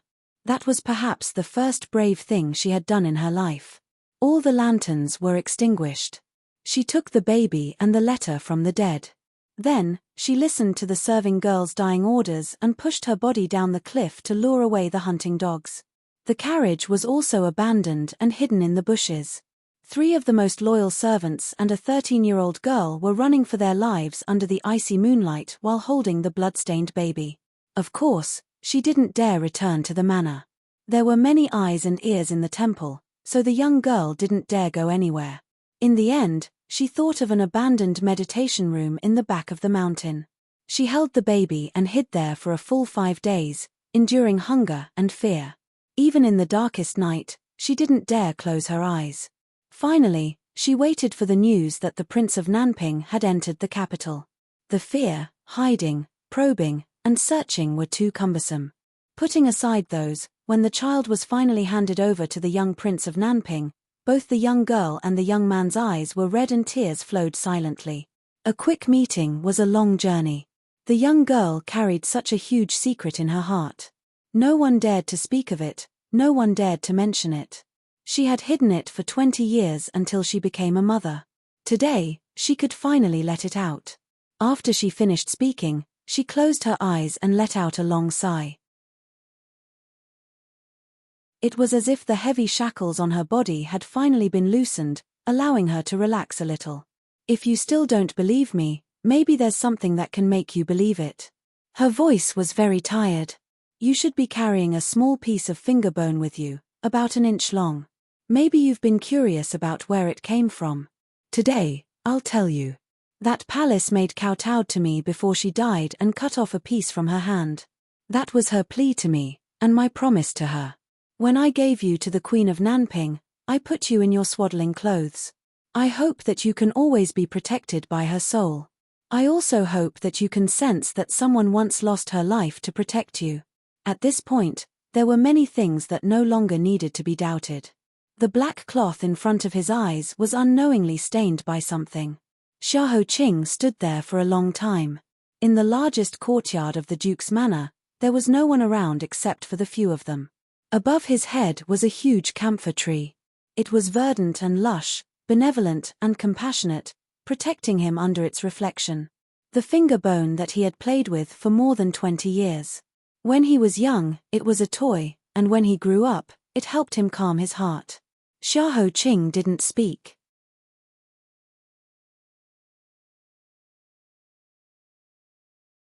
Chapter 707. Actually, it wasn't like he didn't have any premonition. Ever since he was a child, the woman he called mother had rarely been close to him. His impression of her was that she was always sick, worried, and unhappy. She lived alone in the bamboo garden far away from the prince's estate. She would only return to the estate once in a while for some important festivals or celebrations. When Xiahou Qing was young, he had not yet developed the heart of 7 orifices. Relying on the fact that he was only 3 or 4 years old, he always pestered his father to take him to see his mother. But the answer he received was that his mother wasn't feeling well and needed to rest, so he couldn't disturb her. He would be able to see her during the Chanhuan festival 3 months later, so he had to wait patiently. So he waited every day, patiently and anxiously. He waited when he was sleeping, he waited when he was in the horse stance, he waited when he was distracted by his studies, and he waited when the teacher hit his palm. Finally, the day of reunion arrived. Halfway through the riding lesson, he ran off. He put on the frost-colored clothes that his father said his mother loved the most and sat on the doorstep to wait. He waited and waited. Finally, amidst the crowd of officials and family members who had come to celebrate, he saw his mother's carriage. She was a very elegant woman. She was as beautiful and cold as the other estate she lived in. Even though it was a rare opportunity to see him, she wasn't as excited and happy as his mother. Instead, she looked at him from afar. Looking at his agitation, looking at his desire, looking at his sincere attachment, her pair of cold eyes revealed an expression that was neither happy nor sad. That expression was too complicated, as if tears were about to gush out from her eyes at any time. Just that one look was enough to stop Xiahou Qing's impulse to throw himself at her. In the past, he had tried to tell himself that perhaps his mother's temperament was like this. Some people just loved to be lively, while others were used to living in isolation. Some people expressed their love with words, while others were used to burying it deep in their hearts. His mother just happened to belong to the latter category. She didn't say it, but she was still his mother. Thus, every time he fell ill, his father would be the only one to help him through it. He didn't care. When he was 10 years old, he was suddenly poisoned. The first flower petal grew on his neck, and he lost his sense of smell. His mother only found out a few days later, but he didn't care. As for him accidentally falling off while riding a horse, or burning his fingers while cooking longevity noodles for her on her birthday. In the end, she didn't even touch the noodles, and they slowly turned cold and dry until they became hard. He didn't care at all. Only once. It was his first time leading an army in his early 16 years old. He was seriously injured on the White Wolf Mountain and had a high fever. His life was in danger. His mother came late and reached out her hand to gently stroke his head. Just once, it was so fast that it was almost undetectable. It was enough to make his eyes brim with tears. It was enough to pull him back to the human world from the gates of the underworld. Just that one time, and only one time, was enough for him to reminisce about for several years. But in the silence after the aftertaste, there was a speculation that he didn't dare to face directly, fermenting silently. Until today, he was forced to the edge of the cliff and had no choice but to accept it. So that's how it is, that's how it is.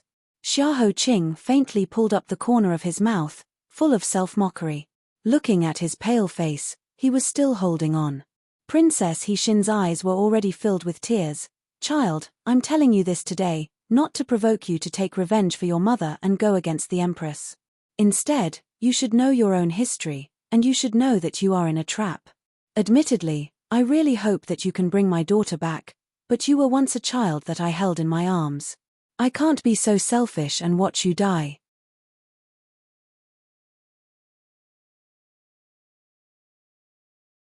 Chapter 708. Child, no matter what, I hope you can live well. Princess He Xin's last words were like a drop of water falling into the silent lake, waking up Xiahou Qing, who had closed his eyes and allowed himself to fall to the bottom of the lake. In such a short period of time, he seemed to have walked on the edge of life and death. He let out a deep sigh, waved his sleeves, and drilled out of the water.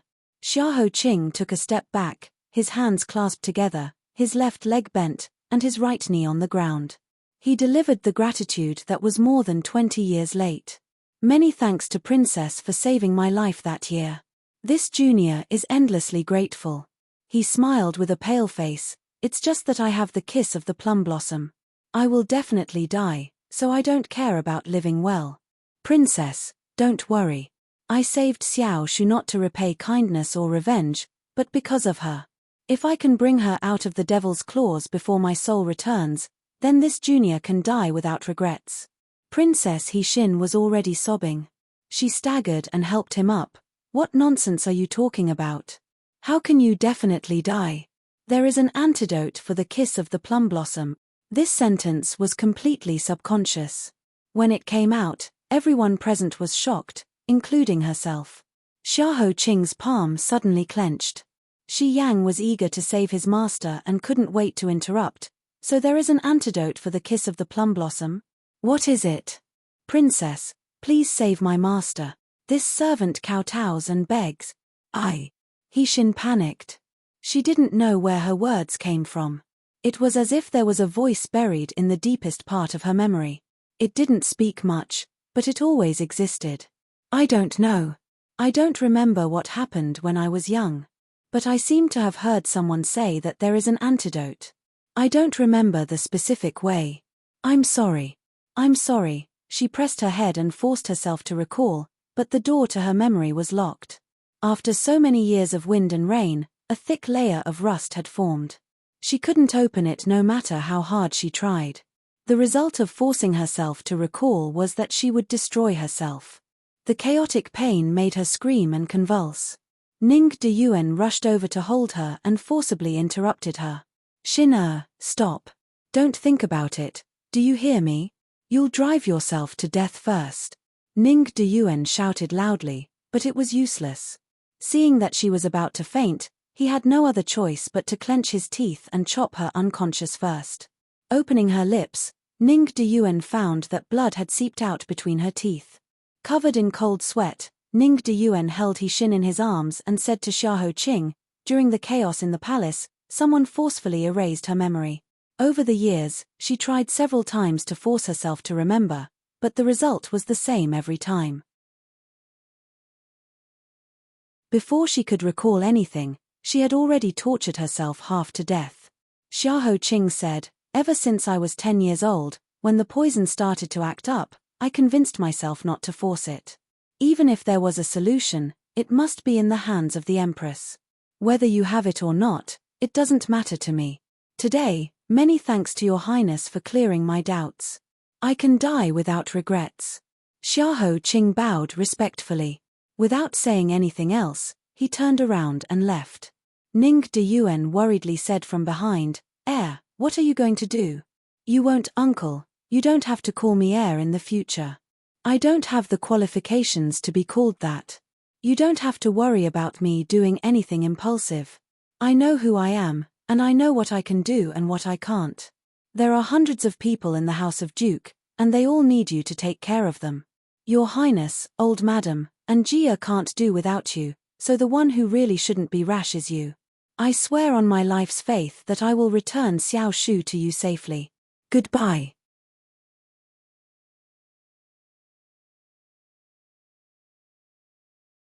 Chapter 709. 1, 2, 3, 10, 20, 50, 67, 68. The eunuch's ear-piercing counting was accompanied by the muffled sound of the metal rod hitting human flesh. It circled back and forth in the empty space in front of Fu Ning Palace. The sound drilled into people's ears, making people's hair stand on end. Tan Siwei was pressed down on a specially made metal stool like a dead fish. At first, he would grit his teeth and muffled groans. He even had the strength to raise his head and count Cao Hu's 10 major crimes. This caused the eunuch to scold him and beat him even more fiercely. But now, there was only dripping blood coming from the corner of his clothes and gathering at the indentation on the bricks, forming a small puddle. He had long since stopped breathing, leaving only the tips of his fingers that would occasionally tremble when the iron staff swung down. Zhao Bin reached out and frowned. He sighed and hurriedly ran into the main hall. He probed, "Niang Niang, little Tan Daran is almost out of breath. If the beating continues, I'm afraid he really will die here today. The Supreme Court's Feng Daran has already sent in a few memorials. I'm afraid they all want to plead for little Tan Daran." Cao Hu continued to grind the ink stick in his hand. He sneered without raising his head. Wasn't he shouting fiercely just now? What do you mean by "I have a good heart, even if I die 9 times, I have no regrets"? What do I have to say if the sky is clear and bright? And that dog has the guts to fabricate this palace's 10 major crimes, saying that this palace plotted to kill His Majesty and have His Majesty sentence this palace to death. He's still wet behind the ears, an inexperienced child.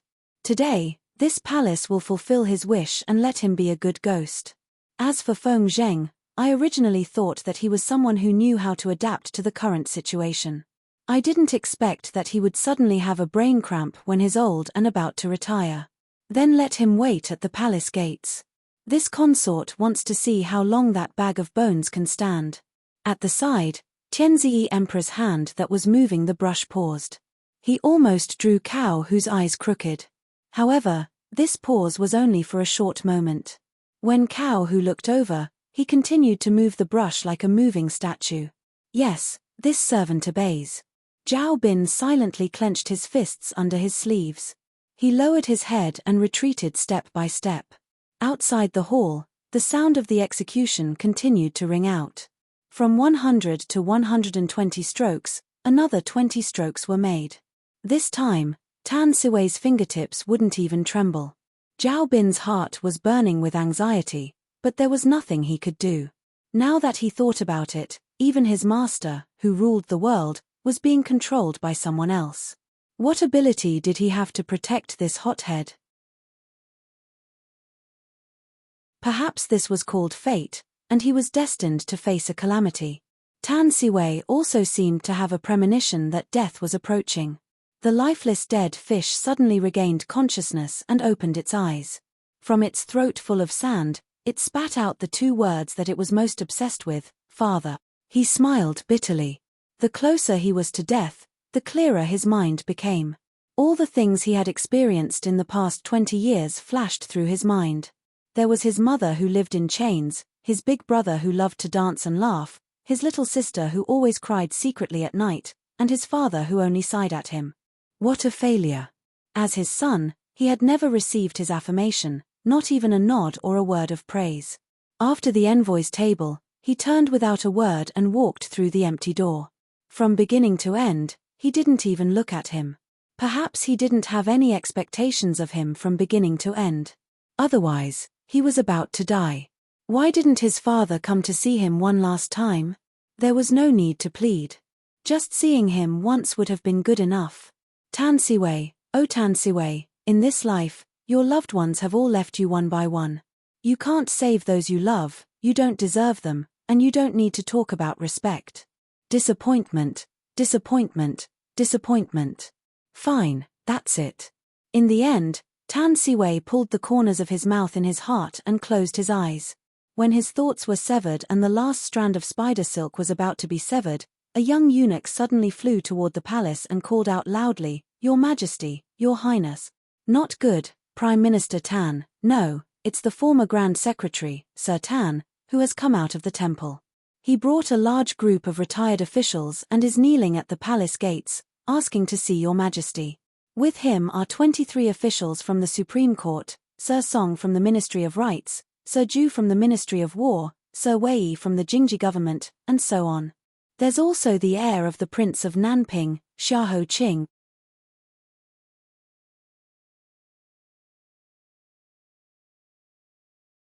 Chapter 710.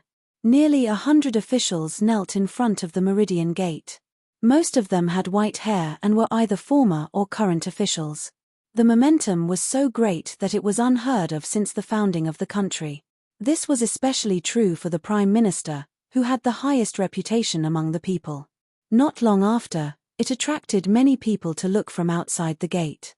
As more and more people gathered, even the guards were unable to chase them away. In Funning Palace, the half-grinded ink block in Cao Hu's hand fell onto the inkstone. The ink splattered onto the portrait of Cao Hu that the Heaven Choice Emperor was drawing. In the end, the painting was destroyed. Seeing this, Cao Hu's brows moved and she became even more furious. Rebel. Rebel. They are rebelling. What is the meaning of this? Are they trying to force me to abdicate in front of everyone? How dare he? That old man, Tan Shiyuan, I've already shown him mercy by not exterminating his entire family on account of his loyalty to the country. But he actually dares to cause such a ruckus. Men, chop his head off. I want his head right now. Zhao Bin was scared out of his wits and scrambled over. Empress, please reconsider. Although Tan Shiyuan has been removed from his position, his reputation among the people was not built up in a day or two. If you really behead him, I'm afraid the people will resent you. The palace servants all boldly tried to persuade her. Cao Hu was so angry that her vision darkened and her temples bulged. The palace servants quickly helped her to sit down. Cao Hu paused for a moment before opening her eyes. She sneered, "This must be the work of that Tan and Xiahou Qing. One is saving his son and the other is saving his sweetheart.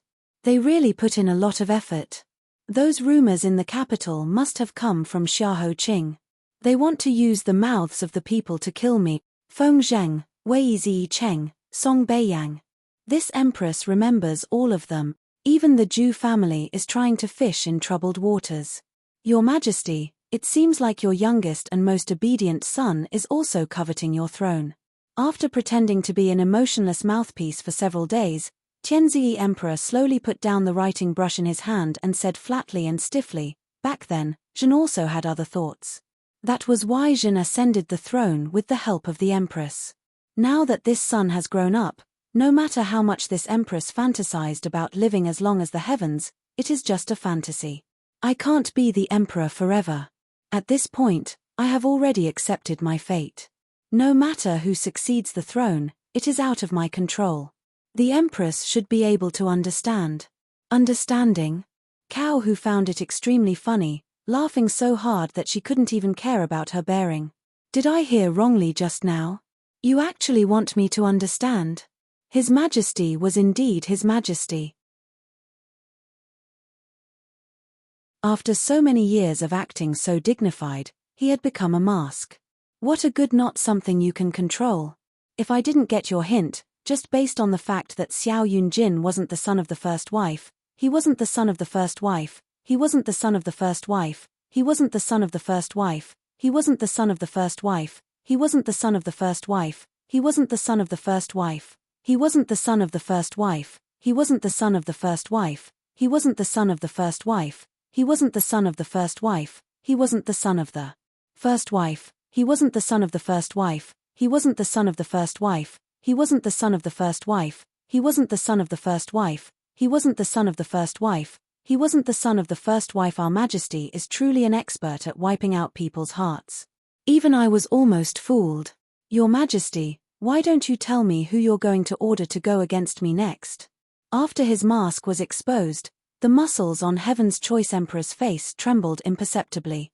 He continued to speak without any surprise. What is the Empress saying? Ever since Zhen fell ill, Zhen's spirit has not been as good as before. Zhen cannot leave the Empress medicine for a moment. How would she have the energy to do that? The Empress is overthinking it. Cao Hu raised her head and laughed. Overthinking it? It was because I thought too little in the past that I fell into your trap again and again. My good Majesty, do you really think I can't guess who you are secretly paving the way for? When you were also hit by the kiss of the plum blossom, you probably already guessed it. Xiahou Qing's blood flows in your body.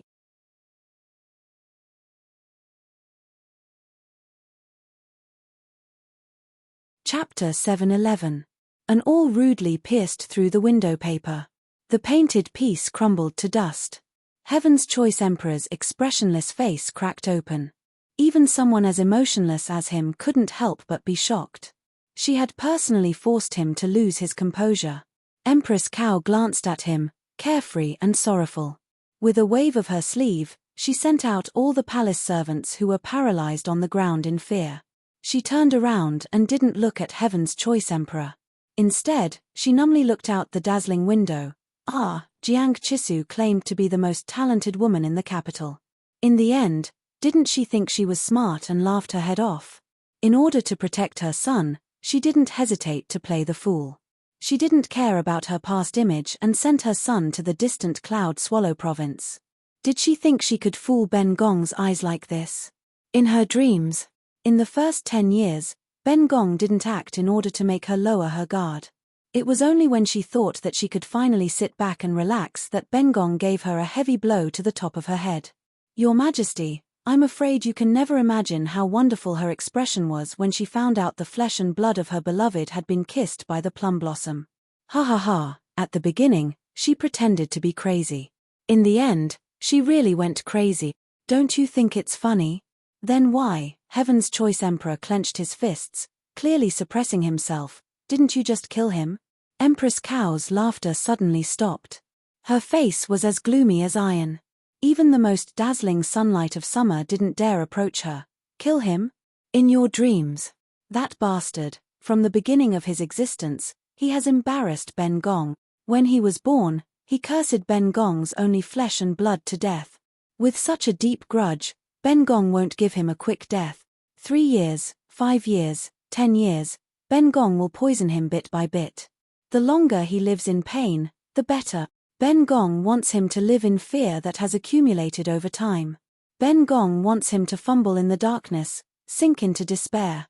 Ben Gong wants every inch of his skin to feel that there is even greater despair after despair, and even more torture after torture. If he was a bird, I would break his bones one by one.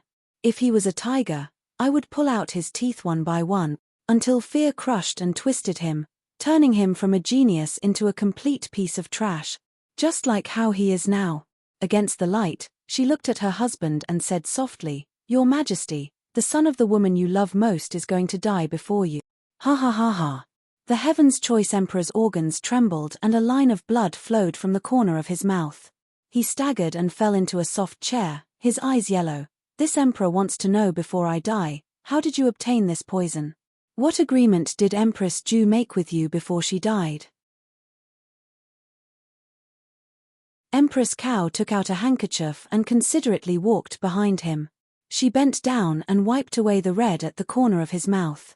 But it was unknown if it was because she didn't serve him well or something else, but it made the redness even worse. The Heaven's Choice Emperor closed his eyes in disgust. She wasn't the least bit annoyed, and continued to speak in an unhurried tone. Actually, it's nothing much. She said that instead of bringing the poison to the grave with her, it's better to leave it in this world and continue to stir up trouble. Perhaps it can be used by me. Women always have to leave a way out for themselves. I originally thought that I wouldn't be able to use it. Even if I used it, it would be to get rid of a thorn in His Majesty's side. Who knew that it would be used like this? Ben Gong also didn't think that I would follow in her footsteps. Perhaps, this is Heaven's will.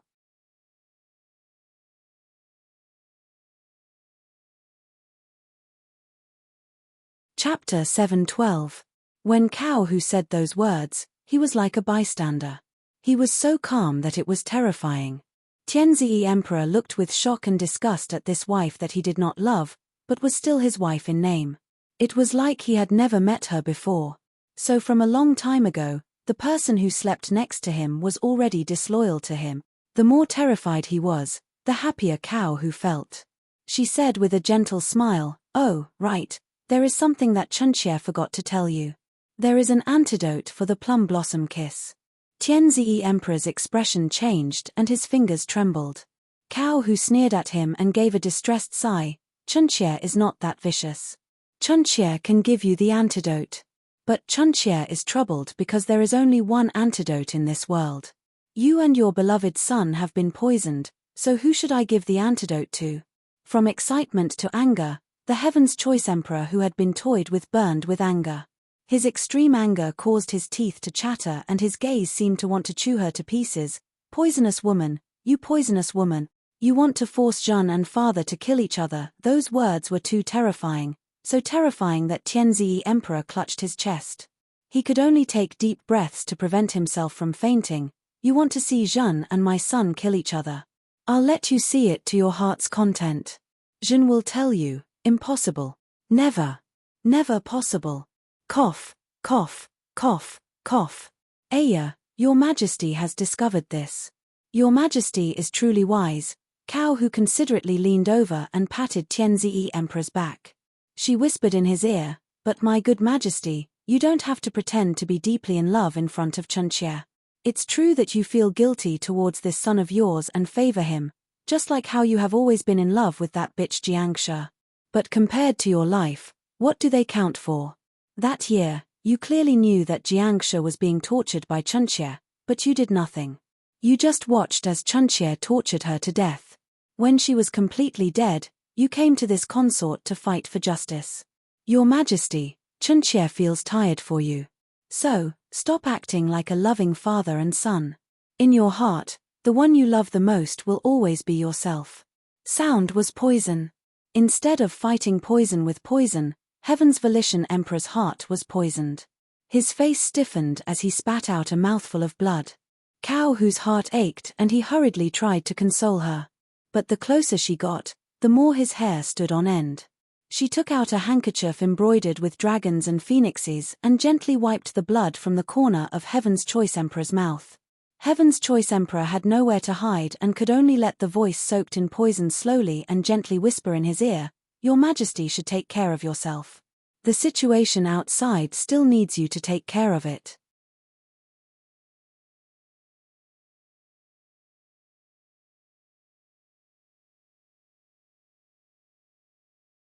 Chapter 7:13. When the vicious sun gradually moved west, the third old official who knelt at the palace gate had already fainted. The palace gate finally opened, and a bright yellow imperial edict leisurely came out from inside, announcing that the emperor was safe and sound, and that all the rumors were malicious. 3 days later, the Weiyang Palace would hold a banquet for all the officials, and at that time, everyone would be given an explanation. Along with this imperial edict, there was also a badly mutilated figure that was carried on a wooden board, and blood was still dripping onto the ground. Tan Shiyuan stumbled over, and when his trembling fingers checked that there was still a trace of mayfly energy left in him, his red eyes fiercely closed, and a tear slid down from the corner of his eye, returning to the suffering world. The palace servant didn't care about his late father's filial piety, and was wholeheartedly concerned about the empress's imperial edict, and hurriedly said, This servant is under the orders of the emperor and the empress to immediately send little Tan Daran out of the capital for 3,000 miles, and will never step half a step into the capital for the rest of his life. Old Tan Daran, please make way, and don't make things difficult for us. Tan Shiyuan said in shock, My son is so injured, immediately exiling him is asking for his life. The palace servant shook his head and said, Little Tan Daran offended his superiors, fabricated rumors, and slandered Feng Yang, causing a storm in the city and the court to be unstable. The empress is already being kind by sparing his life, so Lord Tan should be content. If you continue to cause trouble, then Master Tan Xiao may really only have a dead end. It's better to quickly arrange for a godly doctor and this servant to accompany him, so that he can be treated in time along the way, otherwise, even if little Tan Daran doesn't die, he will be crippled for life. Tan Shiyuan looked at his remaining flesh and blood, and his boiling hot tears filled the gullies on his face, but, at such an urgent time, where should this old man go to find a godly doctor? Can I trouble you to make an exception and give this old man some time, at least let this old man ensure that my son's life is not in danger, and then send him on his way, okay? The palace servant cried out, How can this be? The empress has given a death order, you must leave the city before the sun sets, otherwise this servant will lose his head together. He had once saved the lives of countless people, but when it came to himself, he was forced to watch as his true love, flesh, and blood left his side one by one. Great sorrow swallowed him up. Prime Minister Tan, who had once been revered by tens of thousands of people, couldn't care about anything else at this moment. He held onto the door tightly, not letting them take away his son. The palace servants rushed over and pried his hand away. Xiahou Qing pushed the palace servants away with a palm strike. He crouched beside Tan Shiyuan and advised in a low voice, "Empress Cao has already reached her bottom line by releasing them. Rather than staying in this treacherous and dangerous capital, perhaps it is safer outside. As for the godly doctor, if Huemore was not injured, he would be the best candidate. However, even he was bedridden and his future was uncertain." Xiahou Qing paused mid-sentence. The sorrow in his heart was the same as Tan Xuan's. "I'll go." Just as they were at a loss, a soft female voice came from afar, panting as if she had rushed all the way. It was none other than the only female doctor in charge of the capital, Shenyang. Because she had made it in time, half of her hair had loosened, and it hung messily on her cheeks. The simple dress she was wearing was gilded under the setting sun, and the tears in her eyes were also rippling with gold. The moment he saw his beloved daughter, Wei Ziyicheng immediately crawled up from the ground and sighed bitterly, "Ari, Ari, Ari, you wretched lass, you wretched lass. Father has already promised you to plead for this boy. What are you doing here? Father is begging you, go back. Don't meddle in this muddy water. Do you want father to kneel down and beg you? Come, come, come, father will kowtow to you."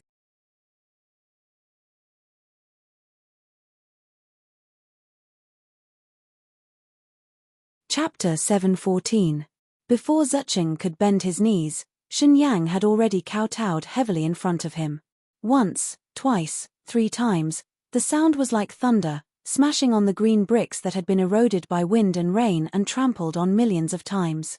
"Although you've always been angry with me, complaining that I've defied the secular world, ignored the principles, and insisted on practicing medicine. Because of this, you've threatened to sever your relationship with me several times. However, I know that you love me very much in your heart. You stopped me from practicing medicine because it was an extremely difficult path. Not only did you ask for trouble, but it was also very easy to be pointed at and become a laughingstock in the eyes of others. Since I was young, I grew up in the palm of your hand like a pearl and jade. The last thing you wanted to see was me being bullied and looked down upon by others. Your daughter knows that countless times when your daughter was in the clinic, you would stand far away outside the clinic and quietly watch your daughter without saying a word. You would stand there for a long time and then leave with a sigh. I also know that there were occasionally some hooligans who came to pick a fight and took the opportunity to disrespect me. Father, it was you who secretly took care of those people for me.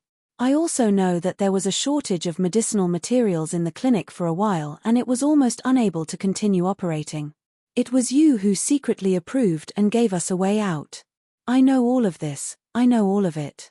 I have no way to repay Father's kindness. I kowtow to you." Transparent tears flowed down her cheeks and fell to the ground in big drops.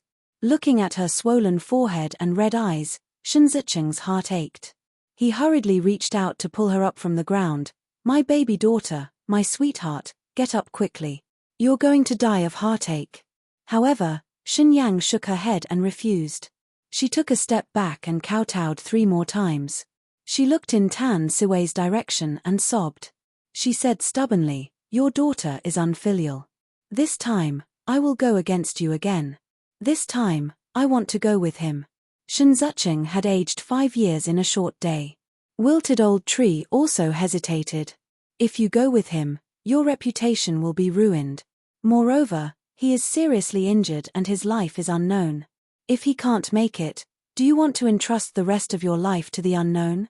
Even if he is lucky enough to survive, he may not be willing to be responsible for you. My daughter, don't be stubborn. If you leave, how can I live?" Shen Yang's tears flowed. "It is because his life is unknown that I have to go with him. Otherwise, he won't even have a chance to live. From the moment I stepped out of the embroidery building and walked into the marketplace, I have long forgotten about my reputation. If I do my best and he still dies, then I will have no regrets. If he doesn't die, he will be deeply grateful to me in the future. That daughter of his will be even more deserving of benevolence. In short, no matter what the result, I will accept it and never regret. All these years, your daughter has acted recklessly time and time again. It is precisely because I know that no matter what mistakes your daughter has made, no matter what willful things your daughter has done, in the end, you will always forgive me and tolerate me. So, your daughter has made things difficult for you time and time again, including this time as well.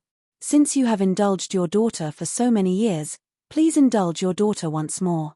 I beg you, father. After kowtowing 3 times, she kowtowed 3 times. The sound of her kowtowing was not on the bricks in front of her, but on the heart of a parent. Shen Zicheng had nothing else to say.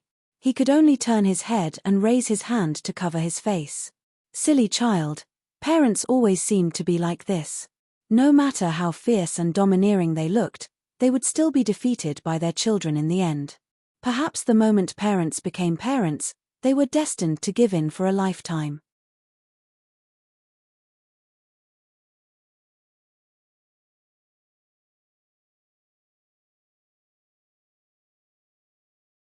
They could only see his lips curl up as he softly said, "Many thanks. I also hope that such a day will come." The setting sun in the capital was always filled with the intensity unique to the century-old capital. It was as if a fire had dyed the horizon crimson. At the same time, the buildings, mountains, and plants embedded in the horizon were all dyed in color, especially the imperial palace. The golden glazed tiles were coated with that red, and slowly dripped down the smooth tiles like blood, dripping with a chilling aura that was completely different from the bustling city. Under the long vermilion corridor, a little eunuch ran forward hurriedly with his head down and his hands in his hands. His eyes were like a rat that was used to the sores, constantly looking around until he ran to Xiao Yuni, who had just entered the palace. "Your Highness, news just came that the Empress has decided to invite the court officials to a banquet with His Majesty in 3 days at Weiyang Palace to clarify the matter, quell the rumors, and give the court officials an explanation." Xiao Yuni was still wearing the peeping armor. After catching people for a day, his sweat had stuck the hair on his temples to his face. He took off the helmet and wiped his sweat. He did not feel annoyed, but said mockingly as if he was watching a joke, "Oh? It seems that Imperial Mother has been forced into a corner." Xiahou Qing's series of small actions could be said to be pulling the carpet from under the cauldron. Imperial Mother originally wanted to kill Tan Siwei to scare the restless court officials. She did not expect that he would join forces with Tan Shiyuan to directly invite a group of extremely prestigious old officials over and force her to abdicate in front of everyone at the Meridian Gate. In addition to the rumors that had already spread in the city, as well as Xiao Yunsen and Xiao Yunjin who had been encouraged to fish in troubled waters, Imperial Mother was forced into a dead end. It seems that the most chaotic and final round is finally coming.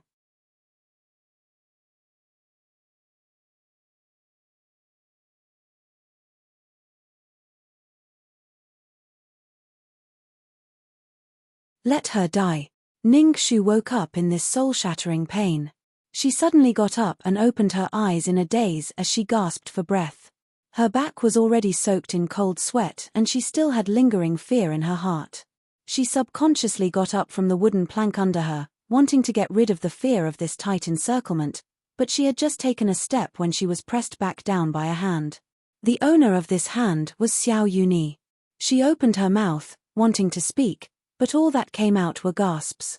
She stood there in a daze and looked at him suspiciously. Xiao Yuni squeezed her hand slowly and used the cloth to tie her back to the bed. After tying her up, he was afraid that the cloth would not be tight enough and she would break it like before, so he tied another one as a double insurance. He said indifferently, "Don't try.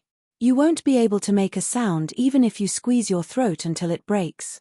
I've already given you a mute drug. Also, you better be obedient and don't waste your energy trying to escape. This is a secret room that I personally set up. There are many mechanisms around it. As long as you press one wrong button, you will be chopped into a sieve. You can try if you don't believe me." He casually picked up a soft pillow and threw it against the wall. Sure enough, there was a glaring silver light, and in an instant, the soft pillow was cut into countless pieces and slowly floated down in the air. Admiring Ning Shu's shocked expression, Xiao Yuni smiled and leaned towards Ning Shu's ear to say, "Speaking of which, you have to thank me properly. If I didn't save you, the one who would be tortured in the water dungeon would be you, my good Shu."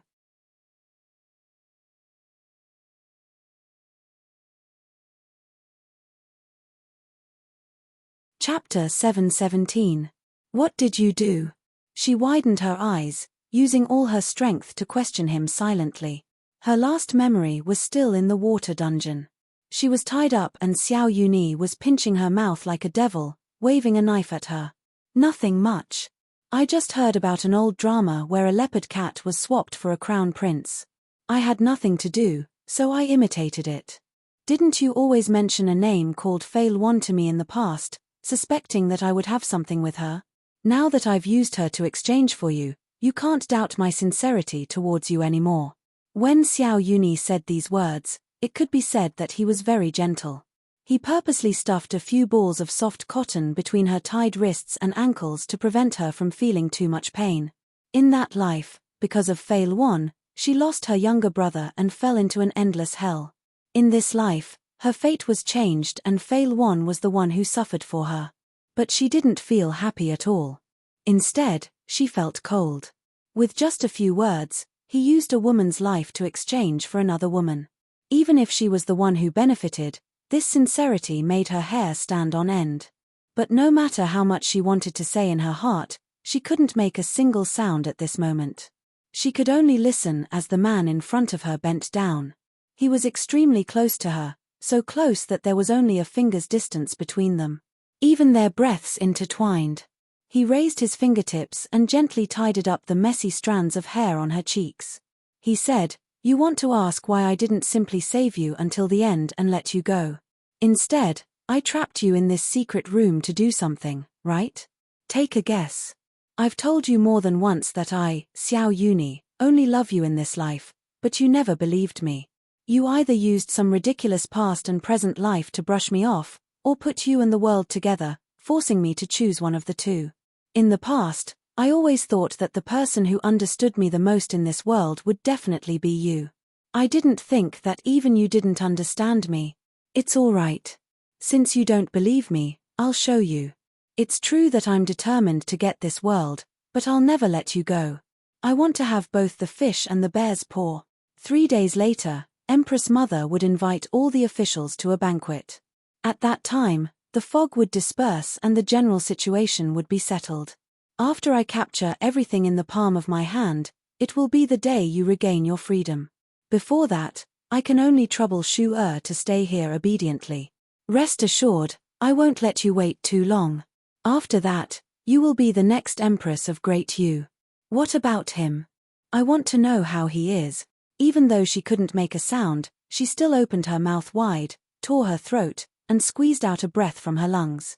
She used her lips to repeat the name she cared about the most.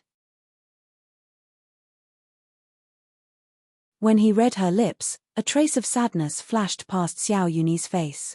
Even now, even at this time, she was still thinking about Xiao Qing. Xiao Yuni's anger turned from hurt to anger, his fingers losing strength and almost pulling a lock of hair by her temples. He deliberately used the most vicious tone to say, "Speaking of which, there's one thing I forgot to tell you. Xiao Qing's background, he's actually not of Nanping Wang's bloodline, but the late consort Jiang's unfilial son, my legitimate second imperial brother. That year, during the battle between the eldest sons, he had no choice but to be sent out of the palace to save his life. And Empress Mother knows all of this like the back of her hand. As smart as you are, Shu, what do you think Empress Mother will do before all of this ends? He, Xiao Qing, will definitely die, and it will definitely be in the most tragic and painful way in this world. There's no other possibility."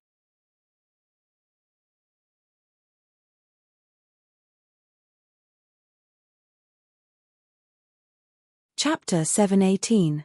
A huge wave hit her and stunned her. The shock in Ning Shu's heart was indescribable. In an instant, Countless fragments flashed through her mind like broken feathers, shocking her to the core. She was suddenly enlightened, and her heart was filled with fear. So, this was the secret hidden on Xiahou Qing. She simply couldn't believe how much pain and devastation he would feel after knowing all of this. And not only was she unable to stand by his side to comfort and support him, she had become his burden instead. Cao, who had set up such a trap that had lasted for more than 20 years and would definitely not end it so easily.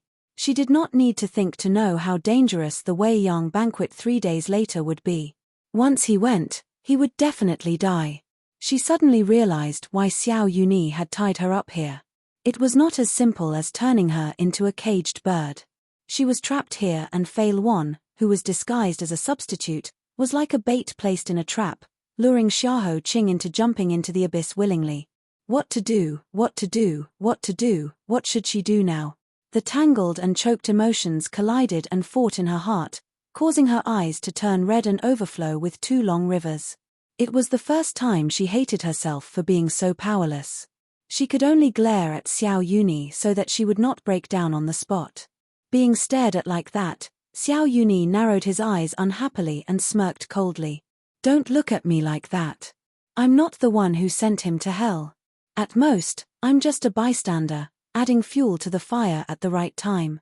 He can only blame himself for entering the capital and dying obediently in Yunyang province. He could have died a good death. But he insisted on finding the root of the problem and was seeking his own death. All right, Xiao Shu, you should rest here. I'll visit you every day. Remember to be good. With that said, Xiao Yuni patted her soft cheeks softly and even touched the tip of her red nose intimately before he turned and left the secret room. In order to prevent Ning Shu from seeing through the mechanism, he deliberately used his body to block her. When the door of the secret room was about to close, Xiao Yuni's eyes were as dark as a snake's. He said softly, Shu, since you're not willing to turn back, I'll destroy all your other paths with my own hands, so that you have no choice but to turn back to me. A deep rumbling sound came from the secret passage, blocking his eyes and voice outside the secret passage. With a loud bang, the passage stopped abruptly. At the same time, it also locked all of Ning Shu's hopes in it. Unable to make any sound, Ning Shu could only open her mouth and cry silently. She, Ning Shu, had never been willing to submit to the heavens and earth. Even if she had been tortured and died a horrible death, she was not willing to bow her head to the unfair heavens and earth. But now, she had been defeated. God, did you hear that? I admit defeat. Please, let him hear my voice, don't go. Xiahou Qing, please don't go, don't go. You can't go. After running around day and night, Xiahou Qing rarely had the leisure to sit quietly in the pavilion outside the hall, quietly waiting for the last ray of the setting sun to fall. Yi's hand was splashing ink on the dome, splashing out stars one after another. The summer heat was like a fish swinging its tail around the corners of the capital. When the sun had completely set, a cool breeze slowly came from the horizon. Xiahou Qing felt the rare coolness of the day. For a moment, he leisurely poured the brewed tea into a bowl and pushed it in front of Tian Wen and the others one by one. Everyone had a bowl, and even Hui Mo, who was still recuperating on the sickbed, had a bowl. If it was any other time, Tian Wen and the others would be flattered and overjoyed. But now, they looked at each other, but no one moved. Ju Sai had never lost his composure and recklessness. Young master, you can't go. If you go, it's the same as sending yourself to death. If you insist on going, please let us die first. Otherwise, we will never let you enter the palace even if we offend our superiors.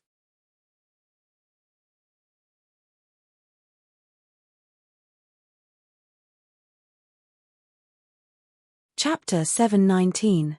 There was no need to discuss in advance. Tian Wen and the others took a step back at the same time. They stood in a row in front of Xiahou Qing and bowed to beg for forgiveness. Their attitude was resolute, please forgive us for our disobedience. Even after knowing Xiahou Qing's plan, Hui Mo struggled to climb down from the sickbed with the help of Princess 13. He pleaded with a pale face, Your Highness, it's my fault. It's my fault that Lady Ning had to enter the palace and risk her life because of my incompetence. Naturally, I should save her. Please give me a chance. I can do it.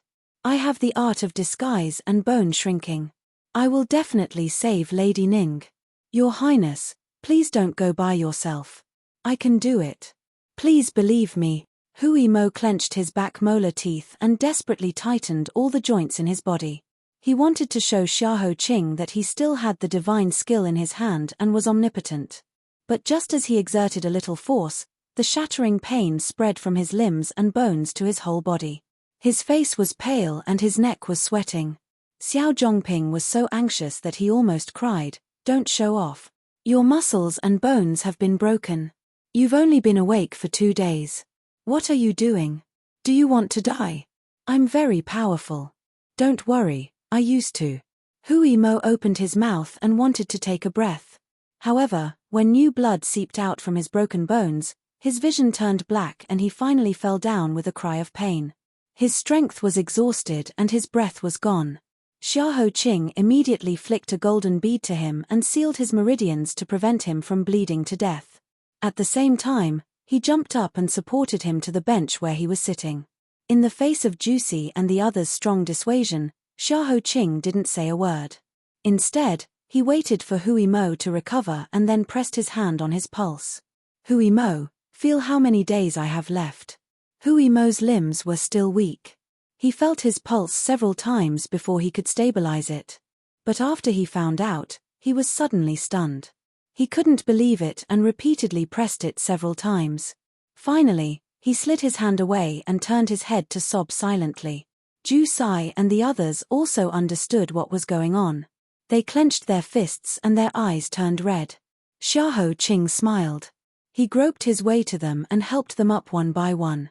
We grew up together. This time, I'll have to trouble you to send me off. Let's go.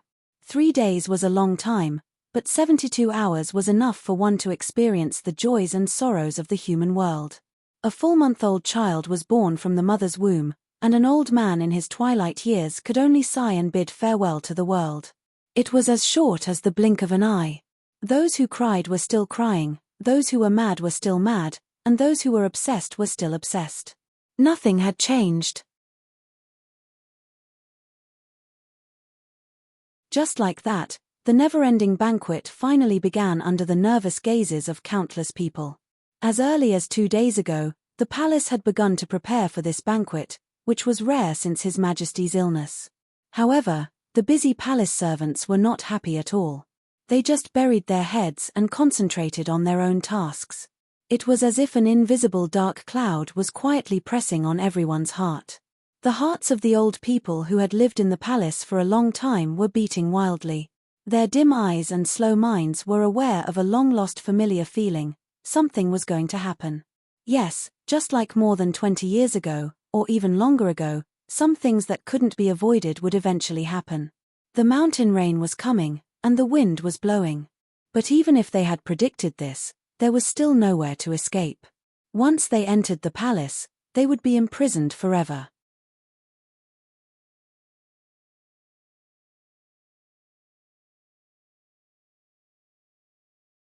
Chapter 720. All of you, be careful. Don't make any mistakes. Do you understand? Yes. Zhao Bin pulled the corners of his mouth as he walked through Wei Yang Palace with a serious expression. He carefully watched every single person that came in and out of the palace, not letting a single person go. After he finished checking everything, Zhao Bin walked out with his horsetail whisk. He looked up at the bright sun in the morning and the gloomy sky in the next moment. He shook his head and let out a long sigh. This year's weather was really strange. It seemed like it loved to rain. The water in the sky seemed to be endless.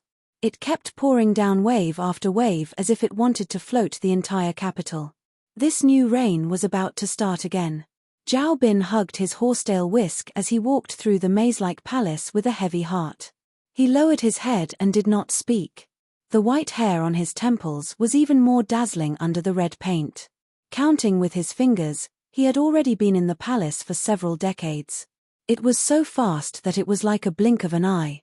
At the age of 8, he entered the palace from a poor family.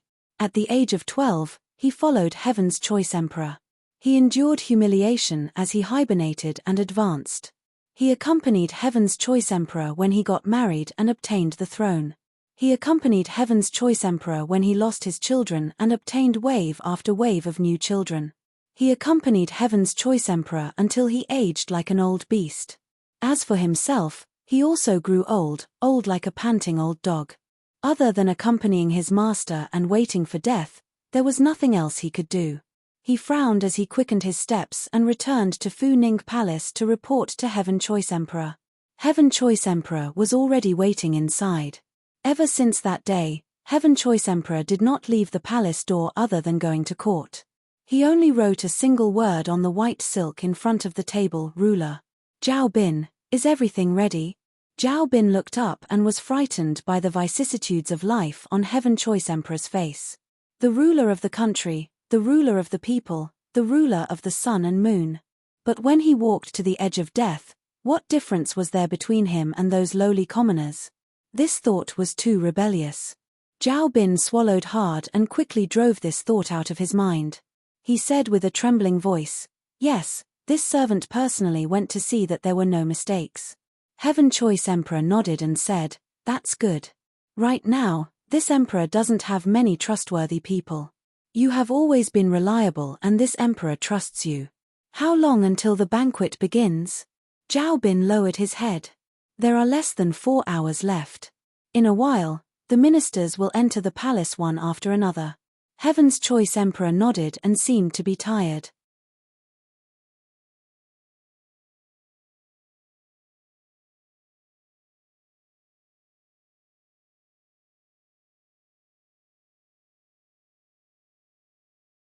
Chapter 721. Heaven's Choice Emperor closed his eyes and leaned against the back of the chair. His eyelids fluttered. Many emotions surged out, but he suppressed them all.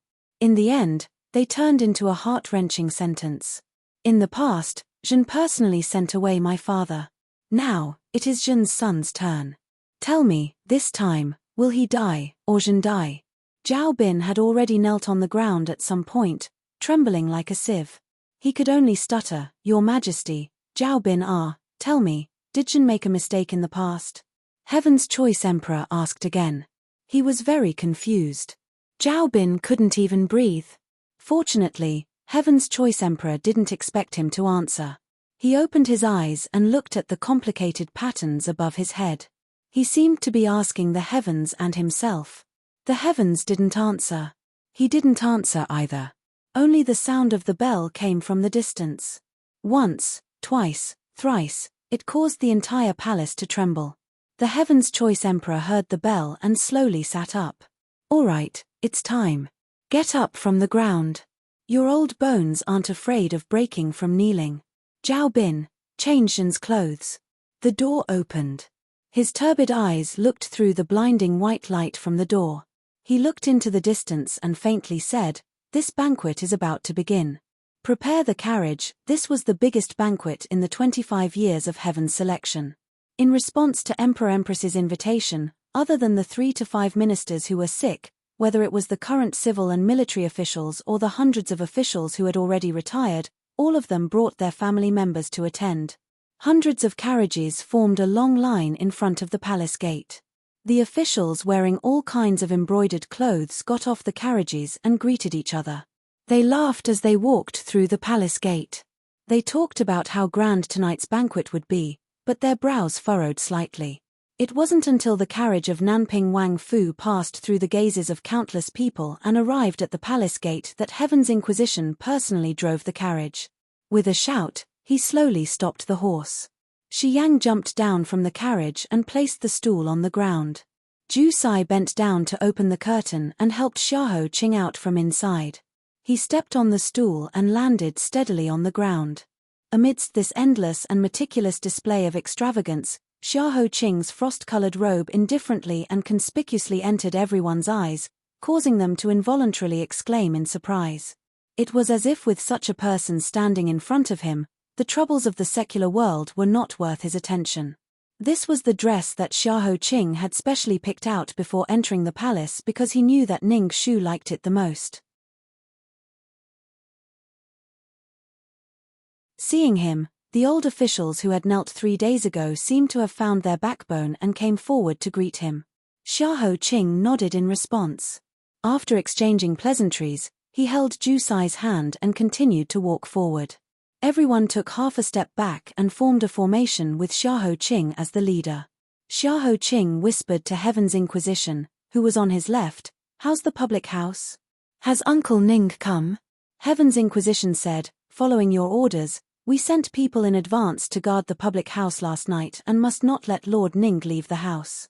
Lord Ning tried several times to enter the palace to participate in this Wei Yang banquet but was blocked by our people. Heaven's Inquisition scratched the tip of his nose and chose his words carefully. Lord Ning was a little unhappy and scolded you for acting on your own initiative. Xiahou Qing knew that Ning de Yuan would scold him even more fiercely than this. It was possible that he would be flustered and exasperated. If he scolded him, then he scolded him. He wouldn't lose a piece of flesh. He even felt a rare sense of relaxation from playing a prank. Let him be angry. It's better to be angry in the Fu than in the palace. Xiao Shu cares about her family the most. When she returns home safely, I will make sure that the Fu is full of people to make her happy.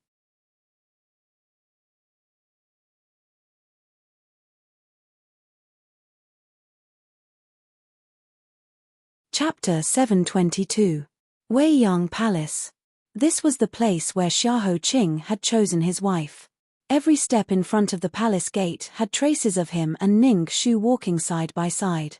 In just a few short months, things had changed. The previous emperor's favorite Taiping flowers had already withered. Not a single petal was left. Only the green leaves were left under the scorching sun. There were no stars or moon tonight. The sky was dark. However, tens of thousands of lights were lit around Wei Yang Palace. The green glazed tiles looked like they were on fire. It was grand and bright like a celestial palace. The side hall opened. Music and dance came in. It was dazzling with gold and jade and red muslin. The officials were like the moon. They placed the emperor and empress at the head of the table with smiles and respect. In contrast to the apprehensive mood of the officials, the Heaven's Choice Emperor had swept away his previous dispirited and sickly state. His body was covered in golden silk and his face was flushed red. He looked exceptionally radiant as he happily chatted with the officials.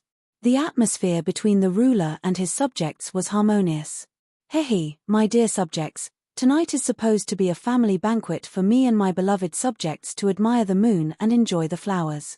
So many formalities would instead make us seem distant. Zhao Bin, why aren't you helping my beloved subjects up?" Cao, who sat next to the emperor with a smile. She considerately poured wine for the Heaven Choice Emperor and reminded him to drink slowly to avoid harming his body. The Heaven Choice Emperor waved his hand. "It's rare for Zhen to sit with Zhen and drink. Empress, don't be a downer." Cao, who helplessly shook her head. She let him be. She waved her hand and called for the palace servants to prepare tea in case the Heaven Choice Emperor needed it. The Heaven's Choice Emperor smiled and pinched the back of her hand. The harmony between the emperor and the empress could be clearly seen. On the contrary, the younger and more impudent Ju Fei was given the cold shoulder. Cao, who tilted her head and said, "Ju Fei, why are you so dispirited? This hibiscus chicken shredded lotus is not bad. It's your favorite. Why don't you try it?" Ju Fei had been sitting at the side with her head lowered, holding a wine cup. When she heard Cao Hu's summons, she suddenly trembled, almost shattering the wine cup in her hand. With a forced expression, she said, This concubine's appetite hasn't been very good recently. I think it's because of the summer heat. Many thanks for the Empress's concern. So that's how it is. Sister, you must take good care of yourself so that you can serve His Majesty well for a long time. Yes. This concubine will follow your Highness's instructions. Cao, who nodded his head like a smiling Buddha, then turned his head and continued to chat and laugh with those noble women.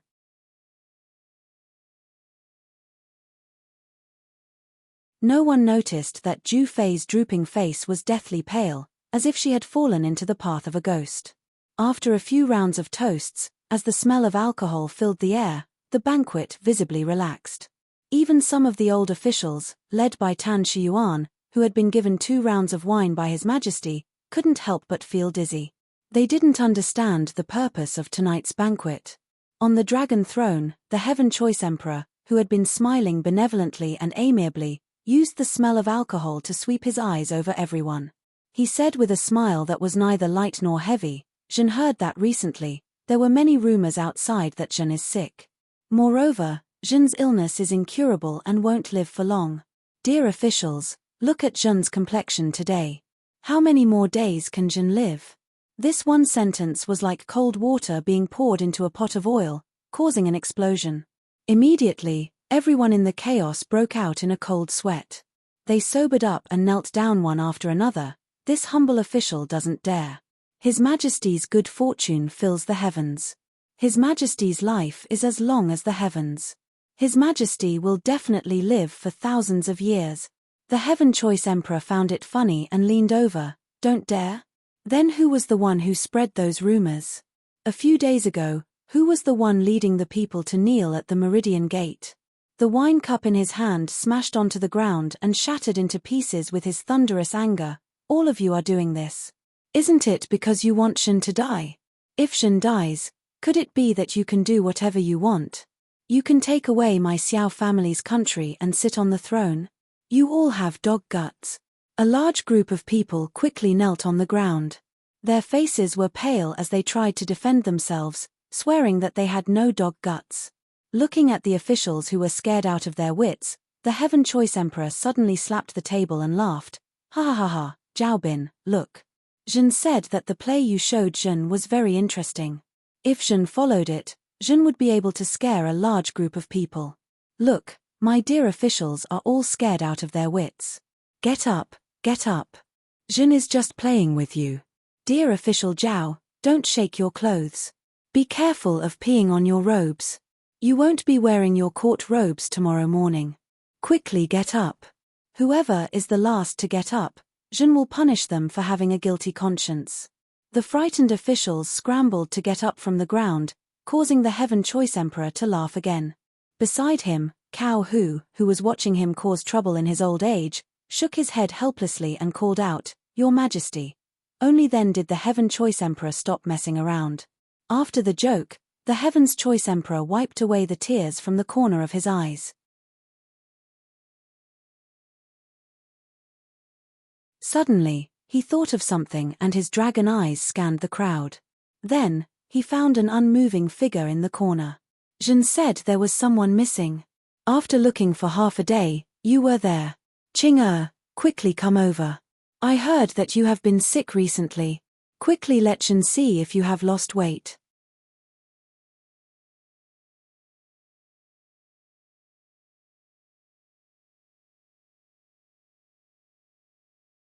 Chapter 723.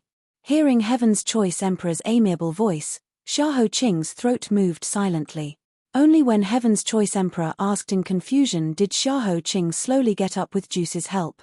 Step by step, he walked to the front of the Emperor, towards the man who had the same bloodline as him. He suppressed the endless complex emotions in his heart and slowly bowed. "Qing, greets your Majesty. You are my nephew. Being so formal makes us seem distant." Heaven Choice Emperor stood up and personally helped him up. When his hand touched Xiahou Qing's arm, Xiahou Qing's body stiffened and he instinctively moved back. "Qing's illness is incurable.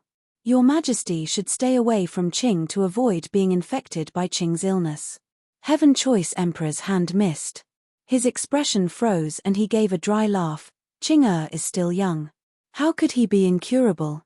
Don't worry, there are many capable people in Zhen's Imperial Hospital. They will definitely be able to cure you. Moreover, Zhen is the true dragon son of heaven. What can harm Zhen's golden body?"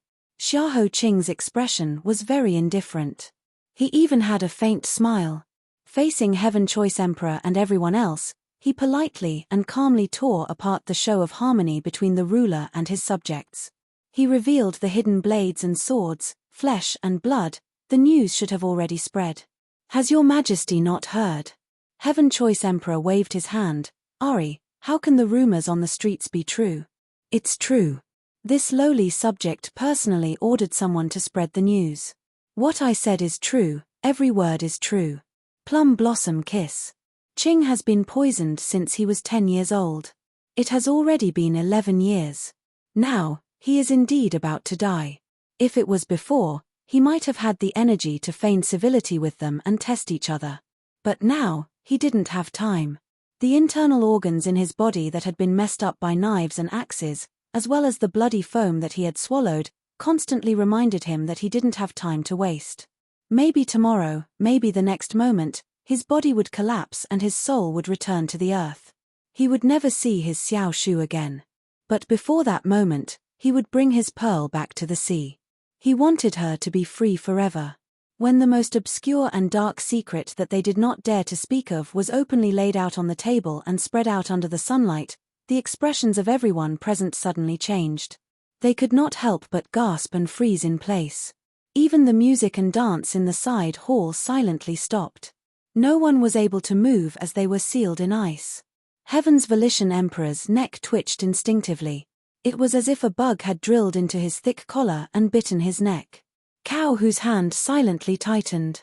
Tan Shiyuan and the others silently raised their heads.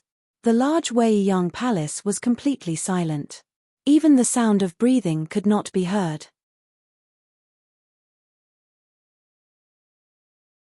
Drip, drip. Only the sound of water dripping into the leaky pot outside the hall became clearer and clearer. The sound of water dripping into the leaky pot echoed in everyone's heart. Someone laughed. Cao Hu, plum blossom kiss. Wasn't that the poison that the late Empress Ju used to murder the previous emperor? Back then, it had already been buried in the sea of fire with Empress Ju. How could it appear again after so many years?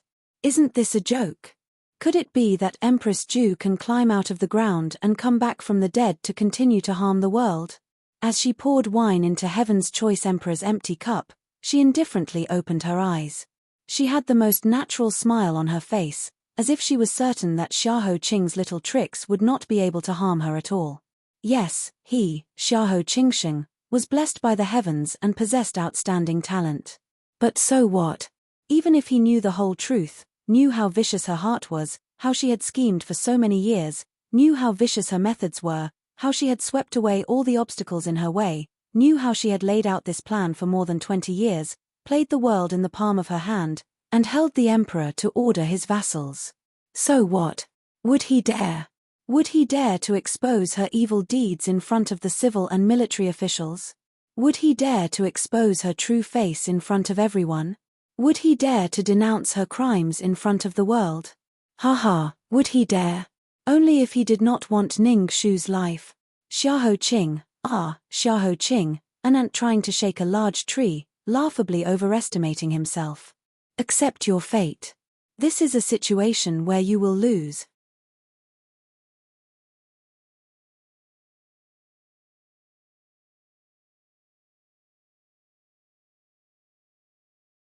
Chapter 724. The body has been burned, and one cannot come back from the dead. Xiahou Qing coughed a few times and sat down with Juice's help. He slowly said, however, I have heard of a story in an ancient book. It was about a fox demon who, after being executed, used a corpse to come back from the dead and take over a living person's body to continue harming the world. Everyone present was either looking forward to it or afraid of it. They all thought that he would say some brilliant words that would enlighten the apathetic and break the current deadlock. They never expected that what they were looking forward to was actually a dish from a wine shop or tea house on the street. Even a 7-year-old child felt it was ridiculous and instantly felt it was incomparably absurd. Could it be that Crown Prince Xiahou was so ill that he was about to die that he was delirious? Was this a joke? Using a corpse to come back from the dead? In that instant, Cao Hu looked at him with pity in his eyes. It was like looking at a grasshopper after autumn who knew that struggling was useless but still didn't give up. Accompanied by this mocking gaze, Cao Hu laughed softly and said, Then Shizzy, in your opinion, who did you borrow Empress Ju's body? Could it be that it's on me? As Cao Hu's voice fell, many people around her laughed in agreement as if they were laughing at Xiahou Qing's extremely unclever trick. Even Tan Shiyuan and the others silently shook their heads.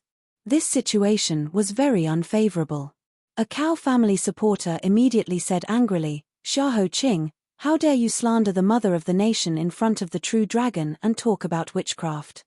You deserve to be punished. Do you have any respect for national law? Your Majesty, please immediately sentence him to death." Instead, it was Empress Cao who magnanimously waved her hand and smoothed things over for Xiahou Qing. Back then, it was this Empress and His Majesty who personally went to identify Empress Ju's corpse. This Empress can be considered the last person to see her, so it is pardonable to have such a guess. However, if Your Highness insists on saying that it was me, it's useless to just rely on empty words. You have to show some evidence. Otherwise, I am the mother of a nation. No matter how tolerant and considerate I am, I can't let you live. In the face of the teasing from all directions, Xiahou Qing remained calm. Niang misunderstands. You are the Phoenix Mother, so how can demonic aura get close to Niang? The person that Qing spoke of who had reincarnated in someone else's body was not Your Highness. Cao Hu raised his eyebrows and smiled with even more interest. Oh, could it be His Majesty? The night was windy. Thousands of red lanterns in Weiyang Palace illuminated the surroundings as if it were daytime. They cast orange shadows on Xiahou Qing's porcelain white face, making her look like a fragile but sharp porcelain.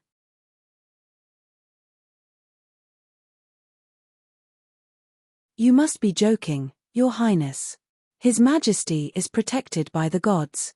How can he be corrupted by demons and ghosts? Ever since he had been poisoned, he had started investigating the case. It had been 11 years since then, and the person who had come back from the dead had finally been found. Now, this person is outside the palace.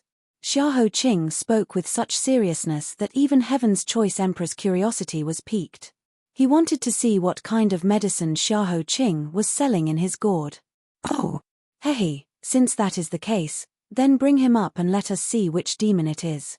Xiahou Qing nodded and waved his hand at Ju Sai, indicating for him to bring the person into the palace. Everyone looked back and saw a person dressed as an imperial bodyguard. However, the person's gait was particularly unsteady as he was brought to the front of the emperor. When his head was raised and his mask was taken off, that old face full of wrinkles appeared in front of everyone. Cao Hu and Heaven's Choice Emperor's expressions froze at the same time. Xiahou Qing said, "This person is the previous emperor's eldest son, the crazy crown Prince Xiao Minglo's wet nurse.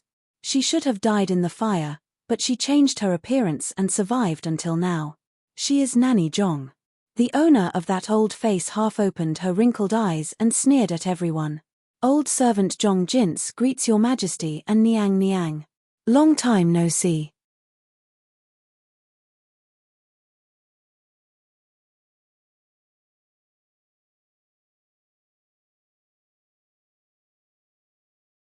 Chapter 725.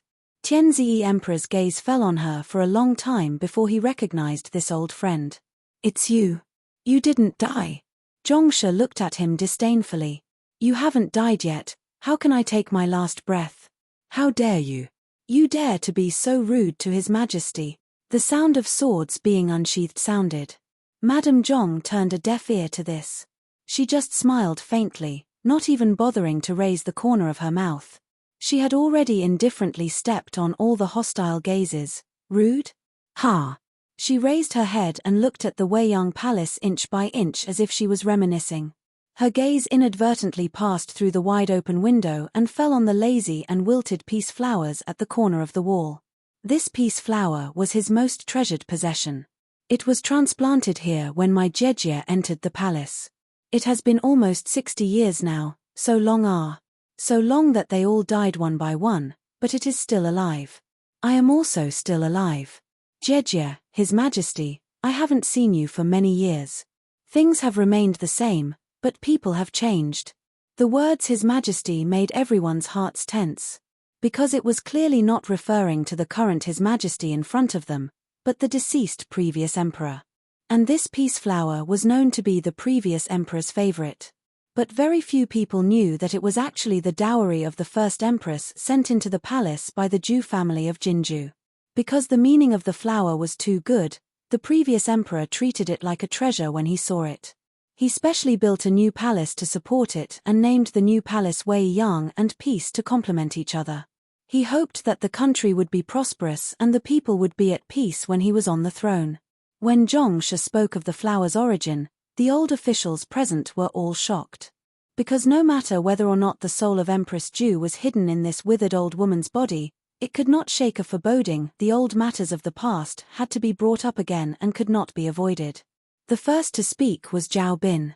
Cao Hu's gaze swept over and he shivered. He immediately stood up and swept his horsetail whisk. In this harem, there are at least 10 to 20 old servants who can tell the origin of this cluster of Taiping flowers. Even if you ask them to list 50 or 100 things that happened during the previous emperor's lifetime, they would still be able to do it. You lowly servant, you want to play tricks in front of His Majesty, Her Highness, and the ministers with this little trick. What a joke. Xiaoho, I don't know what you're up to, but you're going to grab an old servant and pretend to be the reincarnated Empress Ju. You're going to intimidate the officials and confuse the palace. What do you want? Are you trying to rebel? These few words almost blocked Zhong Shi's future path.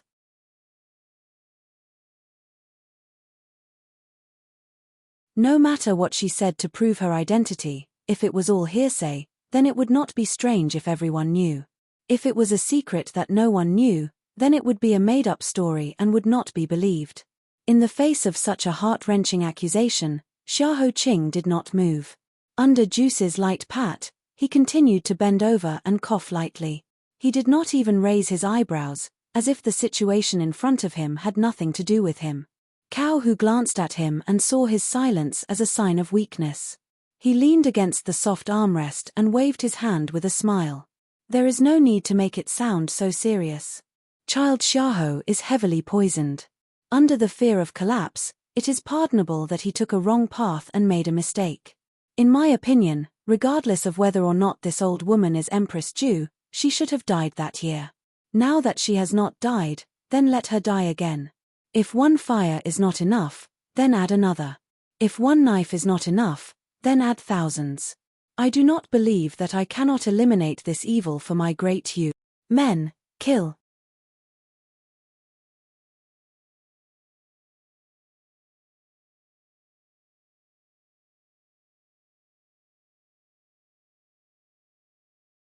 Chapter 726. Who days? Madame Zhong faintly swept her gaze over, her brows as sharp as a knife. In that instant, her demeanor was exactly the same as the intelligent, decisive, and murderous little Empress Ju of the past, making people's hearts tremble. I am the Empress Dowager of Great Yu, the stepwife of the late emperor. Even you, Cao Wenyu, have to respect Ben Gong as Mother Empress. Why, are you prepared to kill your father and mother in front of all the officials? Aren't you afraid of being struck by lightning? Even though she was speaking to Cao Hu, her eyes were filled with mockery as they landed on Heaven's choice emperor. Especially when the words patricide were pointed out. Xiao Mingcheng's eyes twitched and a clear crack appeared. The filth and stench that had been hidden inside for several decades surged out, causing his face to turn purple. Enough. This is the Great Yu Palace, a place protected by the gods. I don't believe in any reincarnation. Moreover, that Empress Ju poisoned my father and committed an unforgivable crime. She can't be called my mother. You madwoman used the name of a poisonous woman to confuse the palace. You deserve death, Zhao Bin. What are you all waiting for? Kill her. Zhao Bin waved his hand, and the hundreds of divine martial guards pulled out their swords and surrounded Madame Zhong. Madame Zhong looked old, but she was surprisingly nimble. Before the first batch of divine martial guards got close, she had already dodged to the side hall. She retreated while speaking, her voice was as sharp as a weapon. Haha, why are you in such a rush to kill me? You don't even want me to say a few words. Are you afraid that I will say something that will make you all afraid, so you want to kill me? Zhao Bin scolded. Where are the archers? Don't let this crazy woman's words dirty the ears of His Majesty and Her Majesty. There were many singers and dancers in the side hall. In order to prevent them from harboring evil intentions, before entering the palace, they had repeatedly confirmed that they were all delicate beauties. Madame Zhong led a group of real swords and sabers and suddenly rushed in, quickly causing a huge disturbance. Even if the divine martial guards were well trained and killed people like cutting vegetables, they would not be able to kill these musicians in front of the officials. The sky was dark and chaotic, and there were screams everywhere. Even the archers who could shoot a willow leaf from 100 paces away lost their place to use their skills. Amidst the flying arrows, the powerless generals of the mouth were so scared that they stood on their hind legs. The entire banquet was in chaos. Do you think that if I die, no one will expose the mess that you've been hiding for decades? Ha ha ha, dream on. The more afraid you are, the more terrified you are, the more I want to tell you everything. Madame Zhong laughed as she spoke.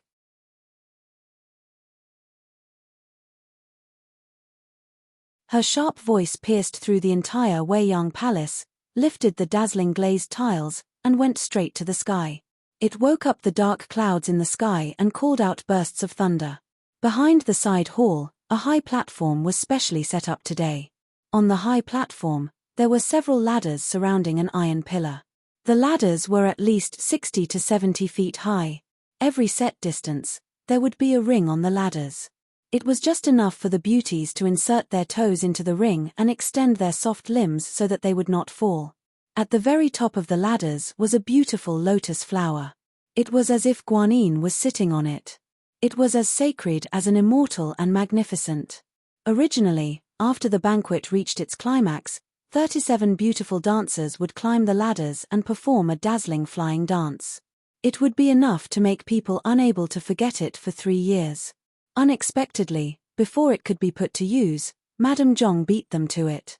Her stooped grey figure moved through the darkness and climbed up the high platform with unusual agility. As if she had the help of the gods, she dodged the flying arrows one after another.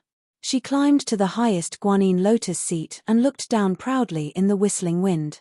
Heavens above, please tell the world on my behalf how Xiao Mingcheng and Cao Wenyu, this pair of snakes and scorpions, colluded with eldest Princess Xiao Mingxue and used underhanded methods to poison my son Minlu. They destroyed the most dazzling son of the great Yu dynasty, and how they spread rumors and misled Emperor Xian to become enemies with this consort, severing all ties. Today, I use my body as a sacrifice and my blood as a medium to ask the gods to show themselves. When I am reborn from the flames like a phoenix, it should prove that everything I say is true. Fire, come. Following her angry roar, a nameless fire suddenly erupted in the void. Like a fire dragon, it burned the entire high platform at an extremely fast speed and swept up the ladders. It swallowed up the lotus seat and Madame Zhong, who was on it, and disappeared without a trace.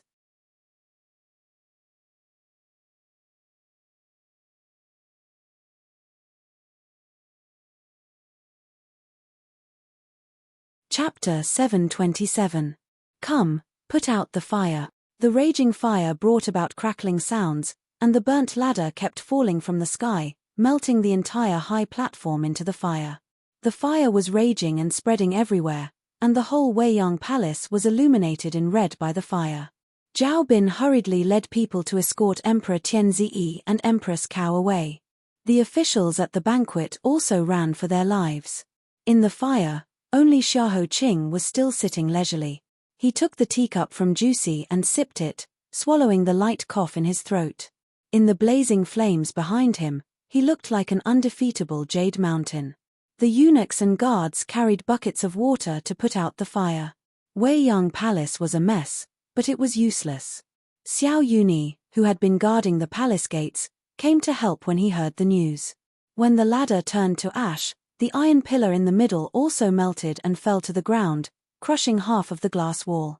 The injured singers and musicians screamed and fled, rolling on the ground to put out the flames on their bodies. There was a muffled thunder in the sky. Rain poured down. The heavens were merciful and finally put out this terrifying fire. The black stream of water spread out along with the ashes and dregs, engulfing countless pairs of feet. The guards, eunuchs, and musicians dragged their injured limbs and hid to the side. Countless people were still in a dream. No one would have thought that the fire lit by a crazy old woman would burn half of Weiyang Palace. Even the Taiping flowers outside the palace walls, which were the previous emperor's favorite, were burned to ashes. They were no longer auspicious. What Ms. Zhong had said before she burned herself was like a curse, ringing in everyone's hearts above Weiyang Palace. Emperor Tianzi saw this fire with his own eyes. Even though he was the emperor, he couldn't help but feel cold and his expression was ugly. The first to act was Empress Cao. When the last flame was put out, Empress Cao's chest rose and fell rapidly as she walked quickly into the hall. Cai Bin immediately chased after her with an umbrella. Empress Cao swept a glance at the palace people who were scattered to treat their injuries. She flung her sleeve and said angrily, "No one is allowed to leave. Zhao Bin, are you blind? Immediately send someone to dig out that lunatic from the ruins. Even if you have to burn her to ashes, you must bring her dregs to me. I absolutely won't allow anyone to play tricks under my nose." However, the fire tonight had affected many people. Even the families of the officials who were attending the banquet were injured while trying to escape. Miserable cries could be heard incessantly. Zhao Bin's heart was in his throat. He immediately led people to rush into the ruins. The result was obvious. Not a single bone was dug up. The burnt ashes had long been washed away by the rain and scattered into every crack of the bricks.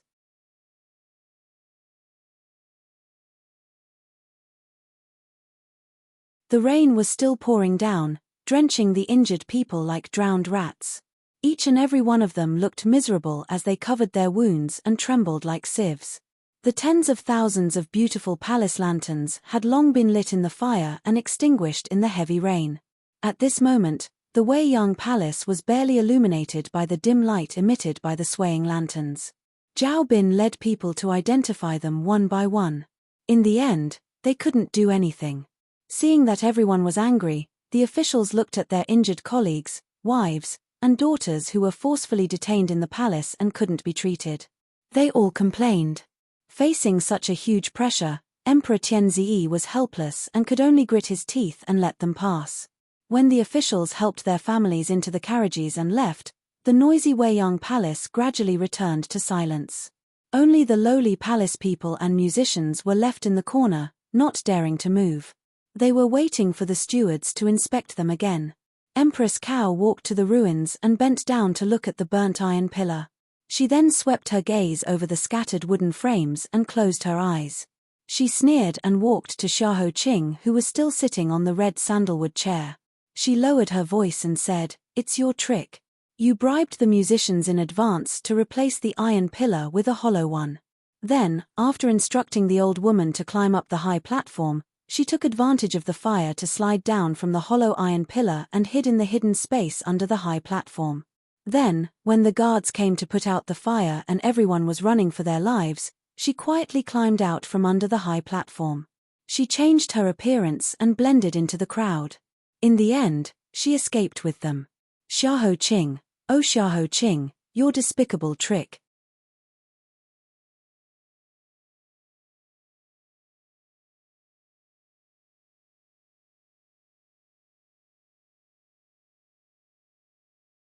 Chapter 728. Xiahou Qing said faintly, "Many thanks for Nyang Nyang's praise, but it was just a little trick I learned from a trick master. How can it be compared to Nyang Nyang's methods? Everyone was the smartest group of people in the world. Since things had gotten to this point, there was no need to beat around the bush." The moment Zhong Shi disappeared in the fire, Cao who had already predicted Xiahou Qing's plan. A strange fire and a strange and mysterious curse. When the Empress Ju who had come back from the dead returned from the fire and appeared in front of the people, the shock it would cause would be 1,000 times greater than tonight. And the oath Zhong Shi had sworn in front of the officials tonight would instantly turn into invisible arrows that would sweep towards them.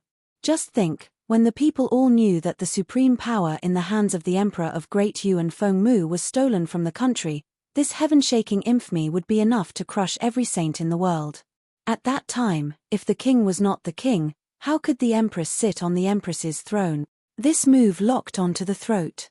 It could not be said to be inaccurate, nor could it not be said to be poisonous. She had underestimated Xiahou Qing. Cao who grew even more furious in the face of his nonchalant expression.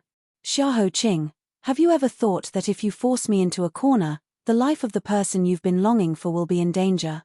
Xiahou Qing shook his head slightly. This humble subject is lowly. How could this humble subject dare to force Nyang Nyang?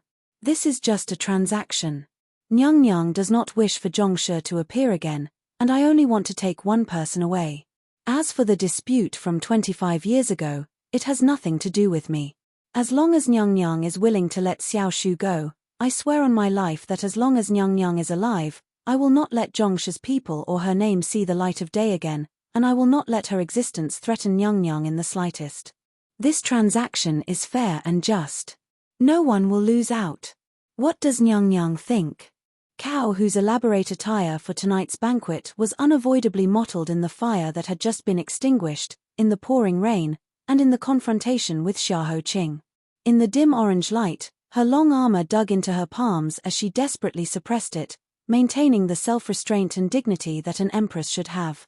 Xiahou Qing, you are very good. Good, Ben Gong promises you. After Cao Hu finished speaking, she did not wait for Xiahou Qing to respond. However, Ben Gong has another condition. Xiahou Qing's brows furrowed. Please speak. He had guessed that Cao Hu would not relent so easily. Cow's the mouth. Cao Hu Qing's lips curled up. The moment the sun's this, Ben's the sun's, the moment the sun's this the SSS the?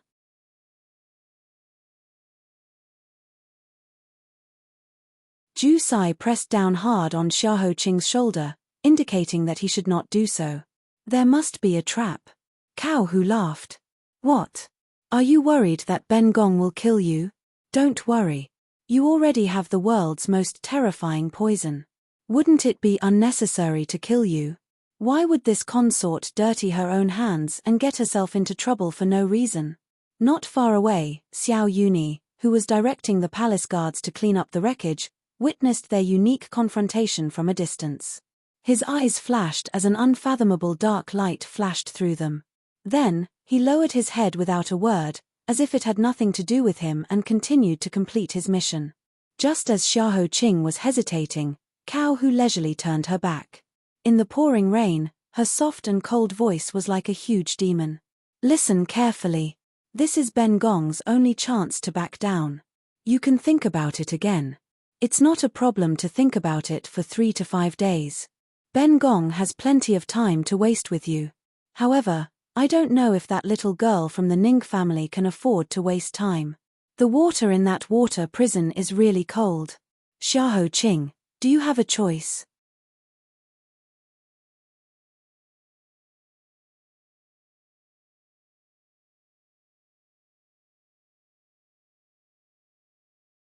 Chapter 729.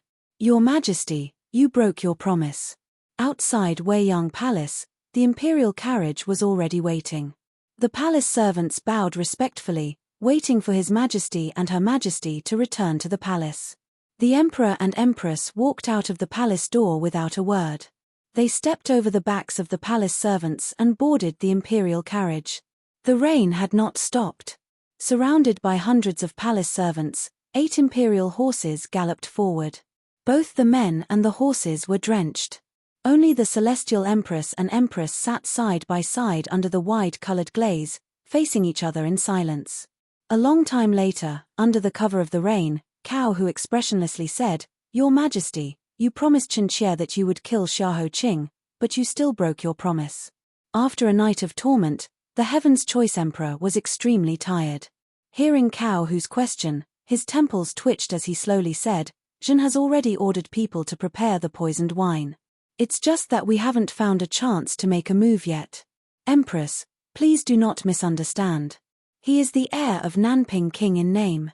Everyone knows this. If he dies without a reason, the officials will be suspicious. Therefore, Jin has been waiting for a suitable chance. But before Jin's plan could start, Zhongshe suddenly appeared and disrupted it. Cao Hu looked over with a smile at Heaven's Choice Emperor's explanation. Is that so? Your Majesty is not lying to Chinchia, right? After all, he is your flesh and blood. Even a vicious tiger will not eat its cubs. If you cannot do it, Chinchia can understand. Heaven's Choice Emperor's appearance was visibly aging. It was as though he was closer to death with each passing moment. He shook his head and said hoarsely, Although he is Chisu's flesh and blood, he has been raised by Nanping King for 20 years. There is no father-son relationship between him and Zhen. In the past many years, Zhen did not even know of his existence. Tonight, he used Zhongshe to threaten you. Isn't that threatening, Zhen? Then, why would Zhen be unwilling? The mockery in Cao Hu's eyes grew. Then, can your majesty explain to Chunxie what Zhao Bin did in Weiyang Palace 4 hours before the banquet started? Who was the culprit behind the iron pillar? Heaven's Volition Emperor was shocked and drenched in the rain. His dragon body coughed uncomfortably. His internal organs were in turmoil and he coughed heavily for a long time. Only when Cao Hu's hand landed on his back and gently patted him did he feel better. He frowned and said unhappily, Zhao Bin was indeed sent by Zhen, because Zhen sent him to do something. They set up a trap under Xiahou Qing's seat and sent Nanping Wang's bodyguards to assassinate Zhen at the right time. At that time, the culprit and the stolen goods were caught. It was only logical. If the Empress doesn't believe me, you can send someone to check.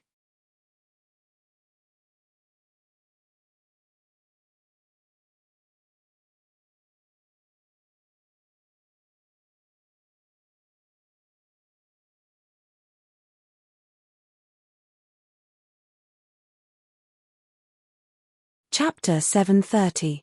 After the fire, every corner of Weiyang Palace was filled with a burnt smell. After being soaked in the heavy rain, the smell did not dissipate, but became more pungent, as if something was quietly rotting.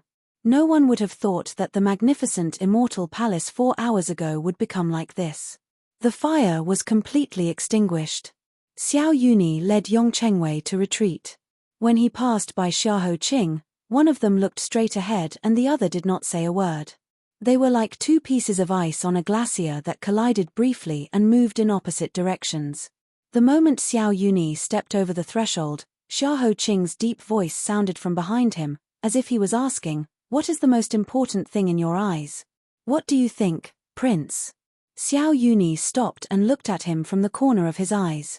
In this palace, everything is important. The first thing is to live.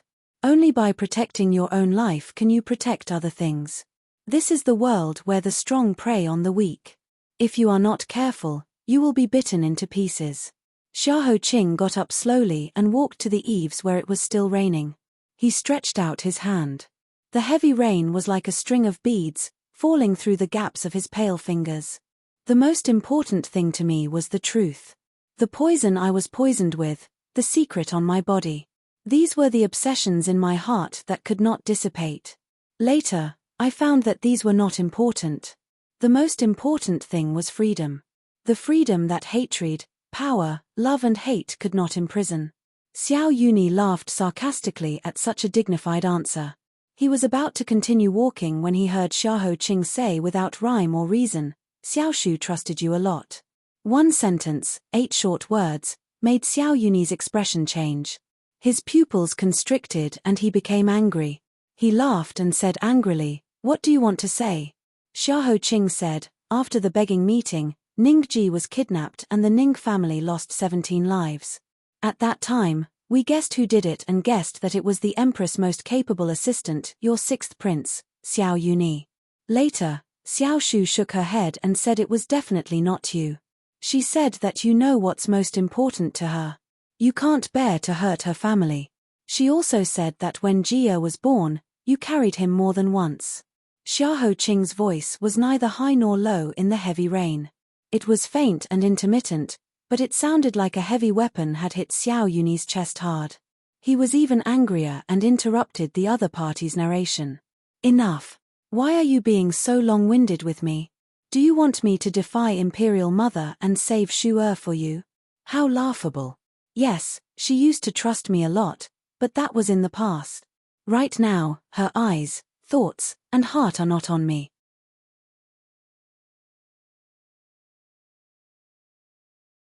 She chose to go against me, and she expects me to give up everything for her for the sake of our past friendship. Xiahou Qing, you have a good plan." His voice stopped abruptly. Xiao Yuni knew that if he continued to speak, his true emotions would be exposed and Xiahou Qing would be able to use it against him. He clenched his fists and closed his eyes hard. After a long time, when his chest gradually calmed down, he stepped over the threshold with a cold smile and said sarcastically, "If I were you, I would still be worried about how to see the sun tomorrow morning." In the heavy rain, Xiao Yuni left with his red cloak that looked even heavier after being soaked by the rain. He left behind the most elite guards to surround Weiyang Palace, not letting any sparrows fly out of this half-ruined palace. In the main hall, the banquet was scattered all over the floor. Ju Sai held an umbrella in one hand and supported Xiahou Qing with the other. He moved slowly from one corner of the cage to another and moved to the side hall. The heavy rain was hazy.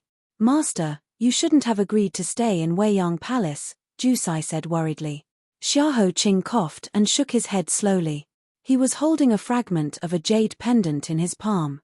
Ning Shu had once stolen it from him, but it was broken and returned to him. "I have to stay." The phoenix's nirvana that was arranged tonight greatly angered Cao Hu. Instead of letting her vent her anger on Xiaoshu and be cruel, "It's better for me to worry. It makes me feel more at ease." Xiahou Qing smiled softly. "We have the Zhong family in our hands, so Cao Hu is afraid of breaking the vases. Now that we each have half of the chess pieces, it's just a night of torture. I'm willing to endure it. As long as we get through it and see the sun tomorrow."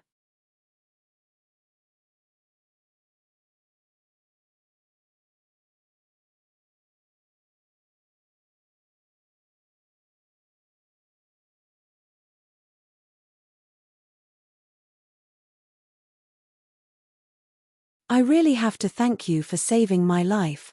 Then I also didn't know that the steamed bun was rotten. I risked my life to steal it from the little kitchen. I was almost beaten to death by the kitchen auntie. At least my intention to save you is genuine. How can you be so ungrateful?" Fuck. Who is the ungrateful one?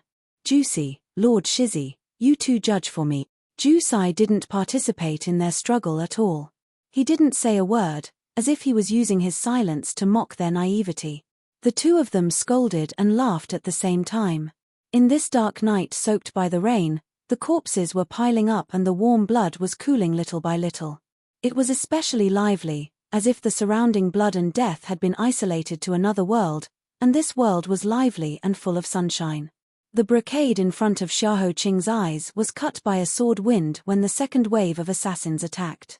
Listening to their deliberate banter, he lowered his long eyelashes and trembled slightly. He said hoarsely, "I know that tonight is a matter of life and death, and I have implicated you to accompany me. I will engrave your affection and righteousness in my heart. I have nothing to repay you with.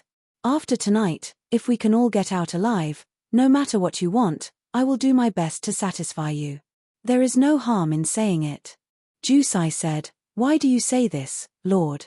Following you to protect your safety has been the same rule since childhood. If we can't protect your safety, we might as well kiss your neck as an apology." Tianwen also said, "Back then, you saved us and gave us a way out. For you, we can sacrifice our lives. And now we are living very well. Each of us has a set of skills, and there is nothing we want." When it was Shi Yang's turn, he scratched his head. His handsome face was strangely red. Actually, I don't have anything. I don't want anything. It's just that, young master, you see, Zigue and I are like a bowl of half-cooked rice. We're just a step away. As for her, she doesn't dislike me for being stupid and naggy. She has suffered so much, and I also love her from the bottom of my heart. In this life, the two of us are grasshoppers tied to the same rope, the same stone in a pit of shit, inseparable. So, after we rescue Lady Ning, can Lord Shizzy help me, for me, hehe. The sound of he said all the pink thoughts in his heart, and Tianwen rolled his eyes. Ju Sai also pulled the corners of his mouth. Xiahou Qing smiled faintly. As soon as the word approved came out of his mouth, a sword wind came from afar, indicating the fourth assassination. "Lord Shizzy, be careful." Tianwen, Shi Yang, continued to set up the array. Ju Sai shouted. Several people were like soldiers who would never fall. Their eyes were shining, and they were ready to attack, waiting for the arrival of a new round of blood rain.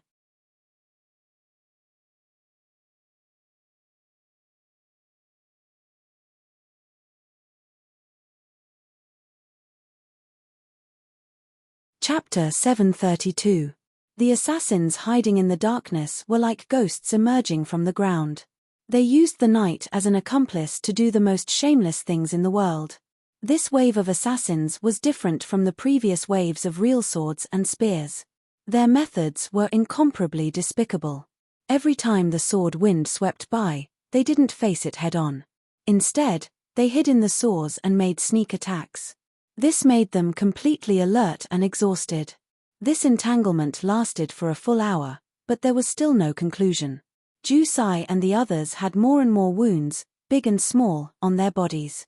Even if their bodies were made of iron, they still gradually showed signs of exhaustion after not being able to catch their breath for so long. They pulled out a rat hiding in the saws and shot it down from the roof with an arrow. Shi Yang was just about to show off his latest victory when he suddenly felt an itch in his throat. His feet felt weak and his eyes were dizzy. Tianwen was the most alert and immediately reacted, "Not good, quickly hold your breath. It's poisonous smoke." They hurriedly held their breaths and covered their noses and mouths. Shi Yang accidentally inhaled a mouthful of poisonous gas, kicked the assassin who pounced on him, and broke the assassin's neck with his bare hands. Then, he hurriedly stumbled into the heavy rain, allowing the rain to drench him from top to bottom. He barely regained some clarity of mind. After he woke up, his heart suddenly skipped a beat. Not good. He hurriedly tore off a piece of his inner clothes. After soaking it in the rain, he brought it back to Xiahou Qing. But he was still a step too late. He heard his Shiz's throat roll and suddenly spit out a mouthful of blood. Shizi Yi. This kind of trick was clearly aimed at his Shizi Yi. Normal people had all 5 senses. Once they smelled the poisonous smoke, they would subconsciously hold their breaths to protect themselves. Only his Shizi Yi had lost his sight, smell, and even his hearing was gradually deteriorating. Even if he had extraordinary abilities and could defend against all the open and hidden attacks in the world, he couldn't defend against this colorless and odorless poisonous smoke. Jusai and Tianwen were still tired of dealing with the rats hiding in the saws. Shi Yang hurriedly covered his Shizi Yi's nose with a cloth soaked in rainwater. Xiahou Qing said hoarsely, "It's no problem. You go help them. Don't worry, these people are mainly here to vent Cao Hu's anger. She only wants to use all kinds of methods to torture me. As long as I'm still the Nanping prince in name, she won't let me die in Weiyang Palace for no reason. As for you guys, you must protect yourselves." Shi Yang listened to his messy breathing in the rain and clenched his teeth so hard that they almost broke. In the dark, his eyes were red, and the last arrow in his quiver had been shot.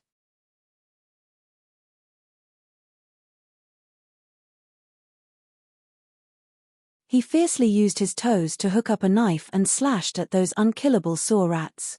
This battle was even more difficult than before. After a full 3 hours, when they were almost exhausted, they finally came to an end. Their bodies were soaked in red and black blood. It was hard to tell whose blood it was. They dragged their weapons back to Xiahou Qing with only a little bit of strength left. They sat on the ground and closed their eyes to recuperate. At this time, they were incomparably glad that their young master could not smell anything, otherwise, the smell of boiling blood on their bodies would be exposed. Jusai put down his bamboo sword and knelt on one knee in front of Xiahou Qing. He took out a medicine bottle from his bosom. "Young master, are you all right? This medicine was specially given to me by Hui Mo before we entered the palace. It can cure hundreds of poisons. Quickly take it. En." In the dark, Xiahou Qing reached out with his pale fingertips and put a pill into his mouth. Then, Hu Wen and Shi Yang each took a pill. Xiahou Qing said in a low voice, "Don't worry, I'm fine." This round of assassination was very dangerous. Cao Hu should have taken out her most elite assassins. If there is another round, it will take a while to prepare. Quickly take the time to rest. The 3 nodded and quickly reached an agreement. 2 would rest and 1 would take turns guarding. It should be dawn, the darkest time of the day. However, it indicated that the curtains of light were about to open. Everything was filled with hope. Even the heavy rain that had been pouring down crazily all night was quietly restraining its brutality. The rain gradually became weak. That weak light had not arrived. It had not arrived yet. However, It was about to arrive. It would definitely arrive. In that chaotic and thick ink, Xiahou Qing's raspy voice was like a low bell, gently ringing in the curtain of rain. He did his best to give them strength and comfort. Hold on a little longer. It will be dawn soon. More apologetic words rolled around his lips, but he could not say them. They turned into the simplest and most solemn words. It has been hard on you. You're tuning in to the Dreamy Chapters YouTube channel.